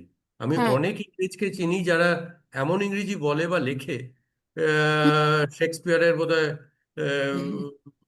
ঘুম হয় না। হ্যাঁ, তো তার থেকে আমরা আমাদের আমাদের কোয়ালিটি এবং কোয়ান্টিটি ইংলিশে এত বেশি যে আমাদের এই এই এক্সপার্টাইজটা বিক্রি করা যায়, এবং চায়না, ইস্টার্ন ইউরোপ, হুম আফ্রিকা, হুম ফ্রেঞ্চ স্পিকিং আফ্রিকা, ওই জায়গাগুলো is a huge market for that. Latin hmm America, yes hmm of course. এটা অনলাইন কোর্স করা যায়, এটা হ্যাঁ, অনলাইন কোর্স করা যায়, এবং ফিজিক্যালি গিয়েও তো করা যায়। এবং আচ্ছা। ইভেন ইভেন আমার নিজের এক পিসতুত বোন, ও অক্সফোর্ডে ইংরেজি পড়ায়, হুম বাঙালি। আচ্ছা। তো দ্যাট শোজ যে আমাদের এক্সপার্টাইজ কি লেভেলে, এবং we can of course do it, করা যায়। হুম এই হুম ওম কে একজন হাত তুলে আছেন। হ্যাঁ, Som. Hello, hmm thank you সুব্রদা। আমার নাম সোমনাথ ভট্টাচার্য। Thank you Dhriti. তো হুম আমার মা কিছু প্রশ্ন করতে চায়। হুম আচ্ছা, আমি সোমনাথের মা বলছি। হুম আমি সাবান হ্যান্ডমেড সোপ নিয়ে কাজ করছি। ওটা কি কোনোভাবে বিদেশে পাঠানো যায়? কমপ্লিটলি নারকোল তেল দিয়ে তৈরি হ্যান্ডমেড সোপ। ধৃতি, এটাতে ইন্ডিয়ার গভর্নমেন্টের কোনো স্কোপ আছে এই হ্যাঁ হ্যাঁ, পাঠানো যেতে পারে, এটাকে অর্গানিক করে পাঠানো যেতে পারে। এটা অর্গানিক, এতে এই হ্যান্ডমেড সোপ যেটা রয়েছে না, আমি একটু দেখে কি স্কিম আছে আমি সেগুলো বলে দেবো। এগুলো এখন না, এটা খুব ভালোভাবে ব্র্যান্ডিং করা যেতে পারে যে এখানে কোনো কেমিক্যাল নেই, না, এটা অর্গানিক। এটা টেস্ট এর সার্টিফিকেট কোথা থেকে নিতে হবে, কি করতে হবে, আমি সেগুলো আমি ওই বলছি না, গ্রুপ বানিয়ে দেবো, ওখানে আমি বলে দেবো, বাইরে পাঠানো যেতে পারে, কোনো অসুবিধা নেই। আর আমাদের এইগুলোই ব্যাপার না, যোগা শিখতে তো আসছে না লোকজন, তো তার মানে একটা হচ্ছে না যে মেন্টাল ওয়েলনেস যেটা রয়েছে সেটা ইন্ডিয়াতে ভালো। এবং এখানে আমাদের সবাই জানে ওয়ার্ল্ডে এখানে স্পাইসেস ভালো, প্রচুর এগ্রিকালচারাল প্রডিউসেস রয়েছে। তো আমরা ওটাকে ওইভাবে রিব্র্যান্ড করব যে এটাতে কোনো কেমিক্যাল ফ্রি, হ্যাঁ, আর সমস্ত অর্গানিক্যালি, তো অর্গানিক সোপ অ্যান্ড, আর এটাতে অনেক বেশি চার্জও, মানে অনেক বেশি টাকা ইনকাম করবার সুযোগও রয়েছে এখানকার হিসাবে। তাহলে কিন্তু আমাকে কিন্তু ওটাকে এই যে আমরা যখন ব্র্যান্ডিংটা করব যে এটা ন্যাচারাল প্রোডাক্ট, হুম তখন এই যে অ্যানালিসিসটা খুব ইম্পর্টেন্ট। হ্যাঁ, যে এর মধ্যে মানে এটা আমি মুখে বললে হবে না যে আমি না, এটা নারকেল সার্টিফিকেশন বাড়িতে লাগাতে হবে। বানিয়েছি। হ্যাঁ, ওই হ্যাঁ সার্টিফিকেশনটা, কারণ হ্যাঁ আমার মুখের কথা পৃথিবীতে কেউ অ্যাকসেপ্ট করবে না। হ্যাঁ হ্যাঁ হ্যাঁ হ্যাঁ একটা একটা রেজিস্টার্ড ল্যাবরেটরি বা অর্গানাইজেশন যখন ওটাকে সার্টিফাই করবে যে হুম যে নারকেল তেলটাকে ব্যবহার করা হয়েছে, যে প্রসেসটাকে ব্যবহার করা হয়েছে, সেটা বিশ্বাসযোগ্য এবং তার থেকে এই কেমিক্যাল অ্যানালিসিস বেরোচ্ছে সাবান থেকে। যখন হ্যাঁ। ওই কাগজটা তৈরি হবে তখন হুম। ওটাকে এক্সপোর্টের জন্য আমরা কথা বলা রিব্র্যান্ড যাবে। করতে পারবো বলছো? হ্যাঁ, হ্যাঁ, ওটা অ্যানালিসিস। আমি নিজে যদি বলি যে এটা খুব অর্গানিক, এটা খুব স্বাস্থ্যকর, হুম। এই কথাটার কোনো দাম নেই হ্যাঁ, যতক্ষণ হ্যাঁ, না ওটা সাপোর্টেড বাই এ পেপার। হ্যাঁ, ওটা ইন্সপেকশন সার্টিফিকেট দিয়ে ওটা করাতে হবে। ওটা আমি বলে দেবো কোথায় ওয়েস্ট বেঙ্গলে কোথায় আছে, কোথায় ইয়ে করতে হবে, মানে ওই ডিটেলস গুলো আমি দিয়ে দেবো। আমি একটা হোয়াটসঅ্যাপে, আমি এখানে একটা ফোন নম্বর আমি দিয়ে দিচ্ছি, আমারটাই দিয়ে দিচ্ছি। তো এখানে না একবার পিং করে দিও, তো বাকি আমরা একটা হোয়াটসঅ্যাপ গ্রুপ ইয়া টেলিগ্রাম গ্রুপ বানিয়ে দেবো, ওখানে ডিটেলস দিয়ে দেবো, ঠিক আছে? আচ্ছা, আরেকটা কথা, হুম। আমি মসলিন স্কার্ফ নিয়ে কাজ করছিলাম। হুম। আমি এগুলো এক্সপোর্ট করতে চাই। এখন তো চারিদিকে খুব গরম, হুম। মসলিনটা এত কমফোর্টেবল, একেবারে হ্যান্ডমেড প্রোডাক্ট। হ্যাঁ, হুম। আর আমি নদিয়ার থেকে এটা আমি জোগাড় করেছি, কিন্তু এটা আমি এক্সপোর্ট করতে চাই। সেটা কি করে করব? যদি তোমরা আমাকে সাহায্য করো তাহলে খুব ভালো হয়। তো এইটাই মসলিন প্রোডাক্ট, ওটাই আমরা বলছিলাম না, যেমন হ্যান্ডলুম প্রোডাক্টটা রয়েছে, ওটাকে আমাদেরকে এইভাবেই বাইরে পাঠাতে হবে, যেটা ভীষণ কমফোর্টেবল। আর এগুলো সব মার্কেট রয়েছে, এমন না মার্কেট নেই। এটা B2Bও হতে পারে, মানে B2B টার্গেট রাখা উচিত, B2C তো বেশি মুশকিল, B2B টার্গেট রাখা উচিত। ওটাতে একটু বেশি পরিমাণ মানে কাপড় থাকা উচিত, এমন না যে একটা একটা করে হচ্ছে। তো সেই সাপ্লাই চেনটা দেখে নিতে হবে, মানে সেই সাপ্লাইটা দেখে নিতে হবে। আর বাকি এই প্রোডাক্টগুলো আমাদেরকে আম, যেমন যেগুলো ডেভেলপড কান্ট্রি আছে আমাদেরকে আমরা পাঠাতেই পারি, যেহেতু এখন গরম বেশি হচ্ছে, আফ্রিকান কান্ট্রিগুলোতে আমরা পাঠাতে পারি। আলাদা আলাদা আহ, থানে পাঠানো হবে না, ওখান থেকে কোনো জিনিস বানিয়ে পাঠানো হবে। মার্কেট এগুলো সব রয়েছে, আর এগুলো সব হতে পারে, এমন না যে হবে না, এগুলো ডিমান্ডও এটা এটা ভেরি ভেরি ট্রু। আর এটার একটা ইম্পর্টেন্ট কথা হলো যে আমরা ধৃতি বা আমি বা আমরা যারা শুনছি, মসলিন কথাটা বললে পরে আমরা যে খুব ফাইন একটা সিল্ক সেটা আমরা বুঝতে পারি, হুম। কিন্তু সিল্ক আজকে না, যদি এটা আমি কিন্তু কটন। হ্যাঁ, হ্যাঁ, এটা কটন, কটন, আমি যেটা আচ্ছা, করছিলাম। কটন, খুব ফাইন কটন। ফাইন কটন, হ্যাঁ। হ্যাঁ, তো এবারে এই কথাটা যেটা আমাদের জন্য it makes a lot of sense, muslin, হুম। হুম। হুম। সেটা হয়তো দুবাইতে একটা লোক জানেই না, শোনেইনি, বা হুম। আমেরিকাতে এই কথাটাও জানেই না। তো আগে যেটা করতে হবে যে আমি যে প্রোডাক্টটা অফার করছি সেটা পৃথিবীর অন্য কম্পিটিশনের সঙ্গে, অন্য কটনদের সঙ্গে কেন ডিফারেন্ট, এই যে প্রোডাক্ট প্রেজেন্টেশনটা, যে হুম। আমার মসলিনটা এতটা ফাইন যে তাতে গরমের জন্য এতটা আরাম দেবে। সো এটা মানে ব্যাপারটা হলো যে এইটুকু ধরে নিতে হবে যে আমি মসলিন ভালোবাসি এবং তার যে গুণগুলো আমি জানি সেটাকে পৃথিবীর লোককে বোঝানোর মতো একটা কমিউনিকেশন মেটেরিয়াল প্রথমে বানাতে হবে, যে কেন মসলিন, সারা পৃথিবীতে মসলিন ব্যবহার না করে এতগুলো লোক তো আছে বেঁচে, মসলিন ব্যবহার করলে কি ভালো হবে, সেই হ্যাঁ। কমিউনিকেশনটা খুব ইম্পর্ট্যান্ট। এবং তার পিছনে যত সায়েন্টিফিক আর্গুমেন্ট দেওয়া যাবে আচ্ছা। ততটা ওটা ক্রেডেবল হবে। সেইটা না হলে পরে পৃথিবীর লোকে ওটাকে অ্যাকসেপ্ট করবে না, নয়তো আবার সেই আমরা বোধহয় ইয়ে সুব্রত একটা স্যাম্পল ফ্যাম্পল তারপরে পাঠিয়ে সেভাবে করা। স্যাম্পলের আগে হলো প্রোডাক্ট হ্যাঁ, তার আগে স্পেসিফিকেশন, অ্যানালিসিসটা করে, হ্যাঁ, তারপরে প্রোডাক্ট স্যাম্পল পাঠানো। প্রোডাক্ট ইন্ট্রোডাকশনের জন্য যে একটা, যে মসলিন হলো এই জিনিস এবং এটার এই এই গুণ আছে, এই হুম। জন্য এটা অন্য টেক্সটাইলের থেকে ডিফারেন্ট, হুম। এই জন্য আমি এটা তোমাকে অফার করছি। হ্যাঁ, মসলিন নামটারই হয়তো দরকার নেই, কারণ লোকে মসলিন নামটা হয়তো বুঝবে না, বুঝবে তো না, হ্যাঁ। এই যে এটা যে একটা টাইপ অফ ফ্যাব্রিক সেটাকে তো এস্টাবলিশ করতে হবে। আমি তুমি জানি এটা খুব ভালো জিনিস, কিন্তু পৃথিবীতে 8 বিলিয়ন লোকের কাছে যদি আমি ওটাকে নিয়ে যেতে চাই, ওটাকে একটা সেই ভাষায় সুন্দর করে এটা বোঝাতে হবে। আজকে যখন পিৎজা আমাদের দেশে এলো, হুম। যেখানে রুটি তরকারি খেতাম, সেখানে যখন ওরা পিৎজাটা নিয়ে এলো যে হুম। রুটির ওপরে তরকারি দিয়ে দেবো, হুম। সেটাও ওদের বোঝাতে হয়েছিল যে তোমরা রুটি দিয়ে তরকারি মেখে খাও, ইটালিয়ানরা রুটির ওপরে তরকারি দিয়ে খায়, সেটা দিয়ে আর কেটে কেটে খায়। হুম। সেটা ওরা বোঝাতে পেরেছে বলে আমরা পিৎজাকে হ্যাঁ, অ্যাকসেপ্ট করেছি, কিন্তু সেই একদম। বোঝানোটা ওয়ার্ল্ড মার্কেটে খুব ইম্পর্টেন্ট। হ্যাঁ, এখানে আমি ওই জন্য লিখে দিয়েছি কম্প্যারেটিভ অ্যানালিসিস, মানে তুলনামূলক ভাবে যে অ্যানালিসিসটা আছে না, সেটা কিন্তু প্রত্যেকে সে তার প্রোডাক্ট নিয়ে স্টেট ওয়াইজ তার কি অ্যাডভান্টেজ কি ডিসঅ্যাডভান্টেজ, এটা নিয়ে টাইম নিয়ে একটু রিসার্চ করা, কোন কান্ট্রির চেয়ে আমার প্রোডাক্ট ভালো তো কোনখানে ভালো, খারাপ তো কোনখানে খারাপ। ওই জন্য আমি এটা লিখে দিয়েছি কম্প্যারেটিভ অ্যানালিসিস কিন্তু মাস্ট। হ্যাঁ, এইটা এইটা ভালো করে হতে হবে। আর দেখো, আর একটা জিনিস আমি বলতে চাইবো যে যেহেতু আমি এখানে মানে দিল্লিতে এত বছর ধরে রয়েছি, আমি যাদের সাথে ডিল করছি তারা বাঙালি না, তাই না? যারা এক্সপোর্টার আমি ডিল করেছি তারা ম্যাক্সিমামই বাঙালি না। তো এখানে যারা এক্সপোর্টার এক্সপোর্ট করে তারা হচ্ছে কি প্রেশার দিয়ে এক্সপোর্ট করে, মানে যেহেতু পয়সাটা প্রচুর রয়েছে, এদের হয়তো পুরোনো জেনারেশন থেকে চলছে, তো ওরা কি হয় না যে ওখান থেকে খবর পেলো এক্সপোর্ট করে দিল, ওখান থেকে খবর পেলো এক্সপোর্ট করে দিল। কিন্তু আমি বাঙালিদের ক্ষেত্রে বলছি, বাঙালিরা কিন্তু এত মানে বিবেচনাবিহীন কাজকর্ম জেনারেলি করে না। তো আজকে গ্লোবাল মার্কেটে যে বদনামটা রয়েছে, এখন কেউ বললো যে পেস্টিসাইড বেঙ্গলে বেশি রয়েছে, পেস্টিসাইড মহারাষ্ট্র আর গুজরাটে বেশি, বাংলা উচ্চারিত অনেক পিছনে। কিন্তু আমরা ভাবছি বেঙ্গলে প্রবলেম বেশি, না, বেঙ্গলে এত প্রবলেম নেই।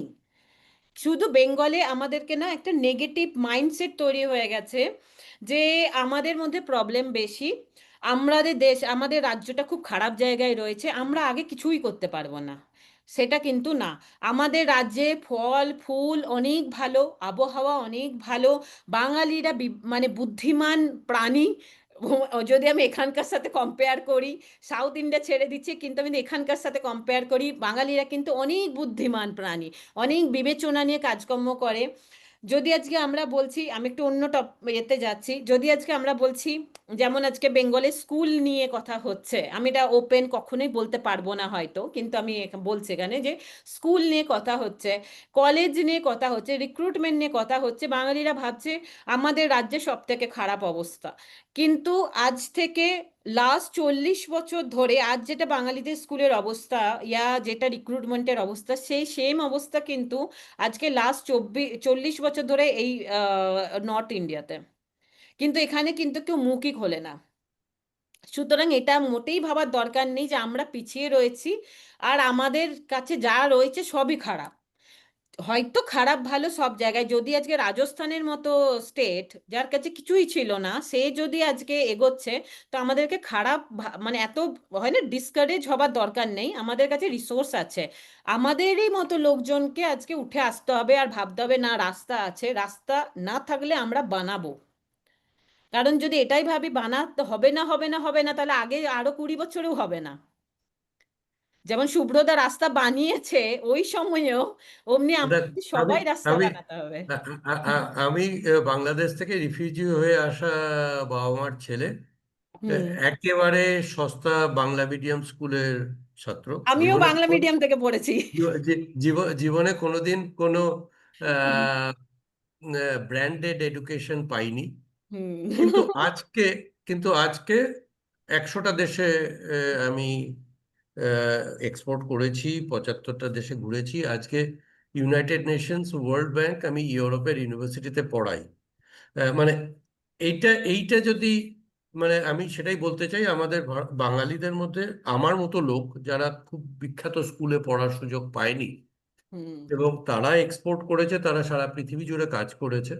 এ, যদি আমার মতো স্বল্পবুদ্ধির লোক পারে, তো আমাদের যারা আছেন বাকি তারা অবশ্যই এটা পারবেন। তো টেকনোলজিও রয়েছে, আর এর সঙ্গে আমাদের মতো লোকজন এগিয়ে আসছি যখন আমরা। টেকনোলজি এসে গেছে। তো হ্যাঁ। যাই হোক, আজকে প্রায় ঘন্টা দুয়েক হয়ে গেল। মনে হয় তোমাকে অনেক, আমরা যদি ইন্টারেস্ট থাকে আমরা আবার মিট করব, কিন্তু শুভ্র, এবার কি আমরা শেষ তোমাকে করব? thanks জানাচ্ছি। হুম। আর তোমার হোয়াটসঅ্যাপ গ্রুপে আমার নামটা ঢুকিয়ে দিও। আচ্ছা, হোয়াটসঅ্যাপ গ্রুপে অ্যাড করে দেবেন, আমি মেসেজ করে দিয়েছি আপনাকে। হ্যাঁ, যার আমাকে ফোন নাম্বার, আমি একটা এখানে শুধু বলে দিই, এটা একজনকে আমি কোশ্চেন করেছি, আমি ওকে বলেছিলাম ডিসকাস করব। প্রসেনজিৎ চৌধুরী আছে এখনো? প্রসেনজিৎ চৌধুরী, হ্যাঁ, প্রসেনজিৎ হ্যাঁ, চৌধুরী এখানে যেটা বলছো পেমেন্ট আর এলসি হ্যান্ডেলিং এ যেটা রিস্ক আছে না, রিস্কের জন্য আমাদের কাছে ইন্স্যুরেন্সও রয়েছে। যদি পেমেন্ট না দেয় বায়ার, হয়তো বায়ার যেমন ইউক্রেন হঠাৎ করে যুদ্ধে চলে গেল, তা পেমেন্ট হয়তো পাচ্ছ না, তো সেটার জন্য ইসিজিসি রয়েছে, ওই পেমেন্টটা মানে রিস্কটা মিটিগেট করবার জন্য। এবারে কোন সময় কোন পেমেন্টে যাওয়া উচিত আমি সেইটা না হয় মানে এটারও ডিসিশন মেকিং এর একটা না প্রসেস আছে, সেই প্রসেসটা যদি আমরা বুঝে যাই তাহলে কিন্তু এই সমস্ত যে রিস্ক আছে আমরা কিন্তু ওয়ান বাই ওয়ান মিটিগেট করতে পারি। এমন না ওটাকে শুনেছি বলে ভয় পাওয়ার দরকার নেই। হোয়াটসঅ্যাপ গ্রুপে যখন এখন কানেক্ট হয়েই যাচ্ছে সবাই, তো অ্যাটলিস্ট ভয় পাওয়ার দরকার নেই, যে রাস্তা বেরিয়েই যাবে, যদি না বেরোয় তো আমরা আগে গিয়ে আরো রাস্তা না হয় দেখবো। আর ঠিক আছে না? প্রথম অসংখ্য ধন্যবাদ সুব্রতাকে এবং আপনাকে এই ধরনের একটা সেশন ইনিশিয়েট করার জন্য। শুভেচ্ছা রামগোপাল দাকে। বোঝা যাচ্ছে যে আমাদের খুব আশেপাশে এরকম লোকজন রয়েছে যারা এই পথে অনেকটা এগিয়ে গেছে, সপরিবার এগিয়ে গেছেন উনি, যা বুঝতে পারলাম। তো এবং শুধু প্রোডাক্ট না, ইভেন সার্ভিস এক্সপোর্টের কথা বলছেন ইনি, ইংরেজি শেখানোর কথা বলছেন। আমি তো খুব এনকারেজ করব অনলাইন ইংরেজি পড়ান পৃথিবীকে, প্রচুর সুযোগ আছে। অন্য লেভেলে উনি পৌঁছে গেছেন। এবার আমার যেটা ছোট্ট নিবেদন সেটা হচ্ছে গিয়ে, আমি বুঝলাম যে আজকে এটা একটা মহাসমুদ্রের সূচিপত্রটা দেখলাম খালি, যারা এখন করতে চাই তারা সূচিপত্রটা দেখে উৎসাহিত হলাম। আর আমাদের কি স্বপ্নটা ধরে রাখতে গেলে মাঝে মাঝে একটু পোষণ দিতে হয়, এনকারেজমেন্ট দিতে হয়, একটা সার্টেন লেভেলে ইনিশিয়াল ইনার্সিয়াটা তৈরি হওয়া পর্যন্ত। তাই আপনারা যদি অর্গানাইজ ভাবে একটা এঙ্গেজমেন্ট রাখেন তাহলে হয়তো ভালো হবে, বা সুব্রতের স্বপ্ন পূর্ণ হবে। উনি যে পথে হেঁটে এই জায়গায় পৌঁছেছেন সেই পথে যাতে অনেক পথিককে নামাতে পারেন, সেরকম একটা পরিবেশ তৈরি হতে পারে। তাহলে আমি বলবো যে আপনারা এই শিক্ষার ব্যবস্থাটাকে একটু অর্গানাইজ ভাবে তৈরি করুন, আমরা সাথে আছি। আর আমরা ইনিশিয়াল সোলজার হিসেবে জয়েন করলাম, আমরা থাকবো এবং এখান থেকে আমরা শুরু করি আর কি, এটাই বলা। Thank you, thank you. একটু মাঝে মাঝে রবীন্দ্রনাথ পড়বেন, যাবই আমি যাবই ওগো বাণিজ্যেতে যাবই, লক্ষ্মীরে হারাইব যদি অলক্ষ্মীরে পাবই। আমাদের আমাদের সব কিছু আছে। আমাদের ইন্সপিরেশনের জন্য সত্যজিৎ রায় আছেন, রবীন্দ্রনাথ আছেন। আহ, আহ, এই জাতের যারা হবে না সেটা ভাবাই যায় না। আমাদের ধর্মেতেও আছে, আমরা না জেনেই আমরা লক্ষ্মী পাঁচালী পড়ি এবং চার সদাগরের গল্প বলি প্রতিদিন। মাসিরা আমি দিদিমারা এটা করে গেছেন, আমরা শুনেছি, প্রসাদ খেয়ে বাড়ি চলে গেছি। কিন্তু এটা যে আমাদের বাণিজ্য উদ্বুদ্ধ করার জন্য বলা হচ্ছে চার সদাগরের দৃষ্টান্ত দিয়ে, সেটা বাঙালি বুঝে উঠতে পারলো না। ঠিক, আর সেই সেই বোঝানোর জন্য যদি আমরা কিছু করতে পারি অবশ্যই খুশি হব। তাহলে ঠিক আছে, আজকে বোধহয় শেষ করি, কারণ আমারও একটু অন্য কাজও আছে। আজকে খুবই ভালো, খুবই ভালো সময় কাটলো আপনাদের সঙ্গে। ধৃতি, হ্যাঁ, অসংখ্য ধন্যবাদ এই ইনিশিয়েটিভটা নেওয়ার জন্য। তুমি গ্রুপটা বানিও, কথা বলো, then if needed we will carry on. তবে এই হ্যাঁ, মুহূর্তে, একদম। হ্যাঁ, এই হ্যাঁ, মুহূর্তে হ্যাঁ, গ্রুপটাতে আমাকে এনো না, কারণ আমার একটা ফোন নাম্বার চেঞ্জ হবে কয়েকদিন পর। মানে এই আচ্ছা, মুহূর্তে আমাকে এনো না, আমি আই উইল জয়েন লেটার। আচ্ছা, ঠিক ঠিক আছে, আছে, ঠিক আছে, আচ্ছা, ঠিক আছে। কথা হবে। ঠিক আছে। থ্যাংক ইউ আপনারা যারা যোগাযোগ করেছেন। হ্যাঁ, আমরা আবার এমনি ওয়েবিনার করব, অ্যারেঞ্জ করব। তো কিন্তু সেই সময় আমরা জিজ্ঞেস করব যে আপডেটেড স্ট্যাটাসটা কি। বাবা, তুমি তো সেটা কঠিন, ভালো না? কঠিন কঠিন টাস্ক দিয়ে কঠিন দিল, টিচার। টাস্ক দিয়ে দিল একেবারে। হ্যাঁ, কঠিন হ্যাঁ, কঠিন টিচার। ঠিক আছে, হ্যাঁ, ঠিক কথা আছে, হবে। আজকের মতো এখানেই শেষ করছি। আচ্ছা, নমস্কার। নমস্কার। আচ্ছা, আমি আর একটা আমি ভুলে গেলাম, একটা আমি ভাবছিলাম এখানে আমি না একটা আমার আমি ইউটিউবের অ্যাকচুয়ালি একটা চ্যানেল আমি শুরু করেছিলাম বাঙালিদের জন্য, কিন্তু আমি দেখছি সবই বাংলাদেশি আমার সাবস্ক্রাইবার হয়ে যাচ্ছে। তো যখন বাংলাদেশের আর ঝামেলাটা হলো আমি তখন বন্ধ করে দিয়েছি বানানো। তো তো আমার এই যে ইউটিউবের এই লিঙ্কটাতে না 10টা ওয়েবসাইট আমার লেখা রয়েছে, মানে বলে দিয়েছি আমি এই ওয়েবসাইটগুলো কাজে লাগবে। আমি সেটা এখানে প্রত্যেকটা আর এক্সপ্লেন করতে পারলাম না, ওখানে আমি এক্সপ্লেন করে রেখেছি। এইটাতে পরে যখন টাইম হবে তখন এটা দেখে নেবে। ঠিক আছে, ঠিক আছে। গুড, হ্যাঁ, ওকে, বাকি আই গেস আমি কথা সমস্ত হবে। শেয়ার করে দিয়েছি যা যা ছিল আমার রিসোর্সেস এখনো পর্যন্ত। ওকে, কথা হবে। ওকে, থ্যাংক ইউ। ওকে, বাই চলো, বাই। Bye bye bye.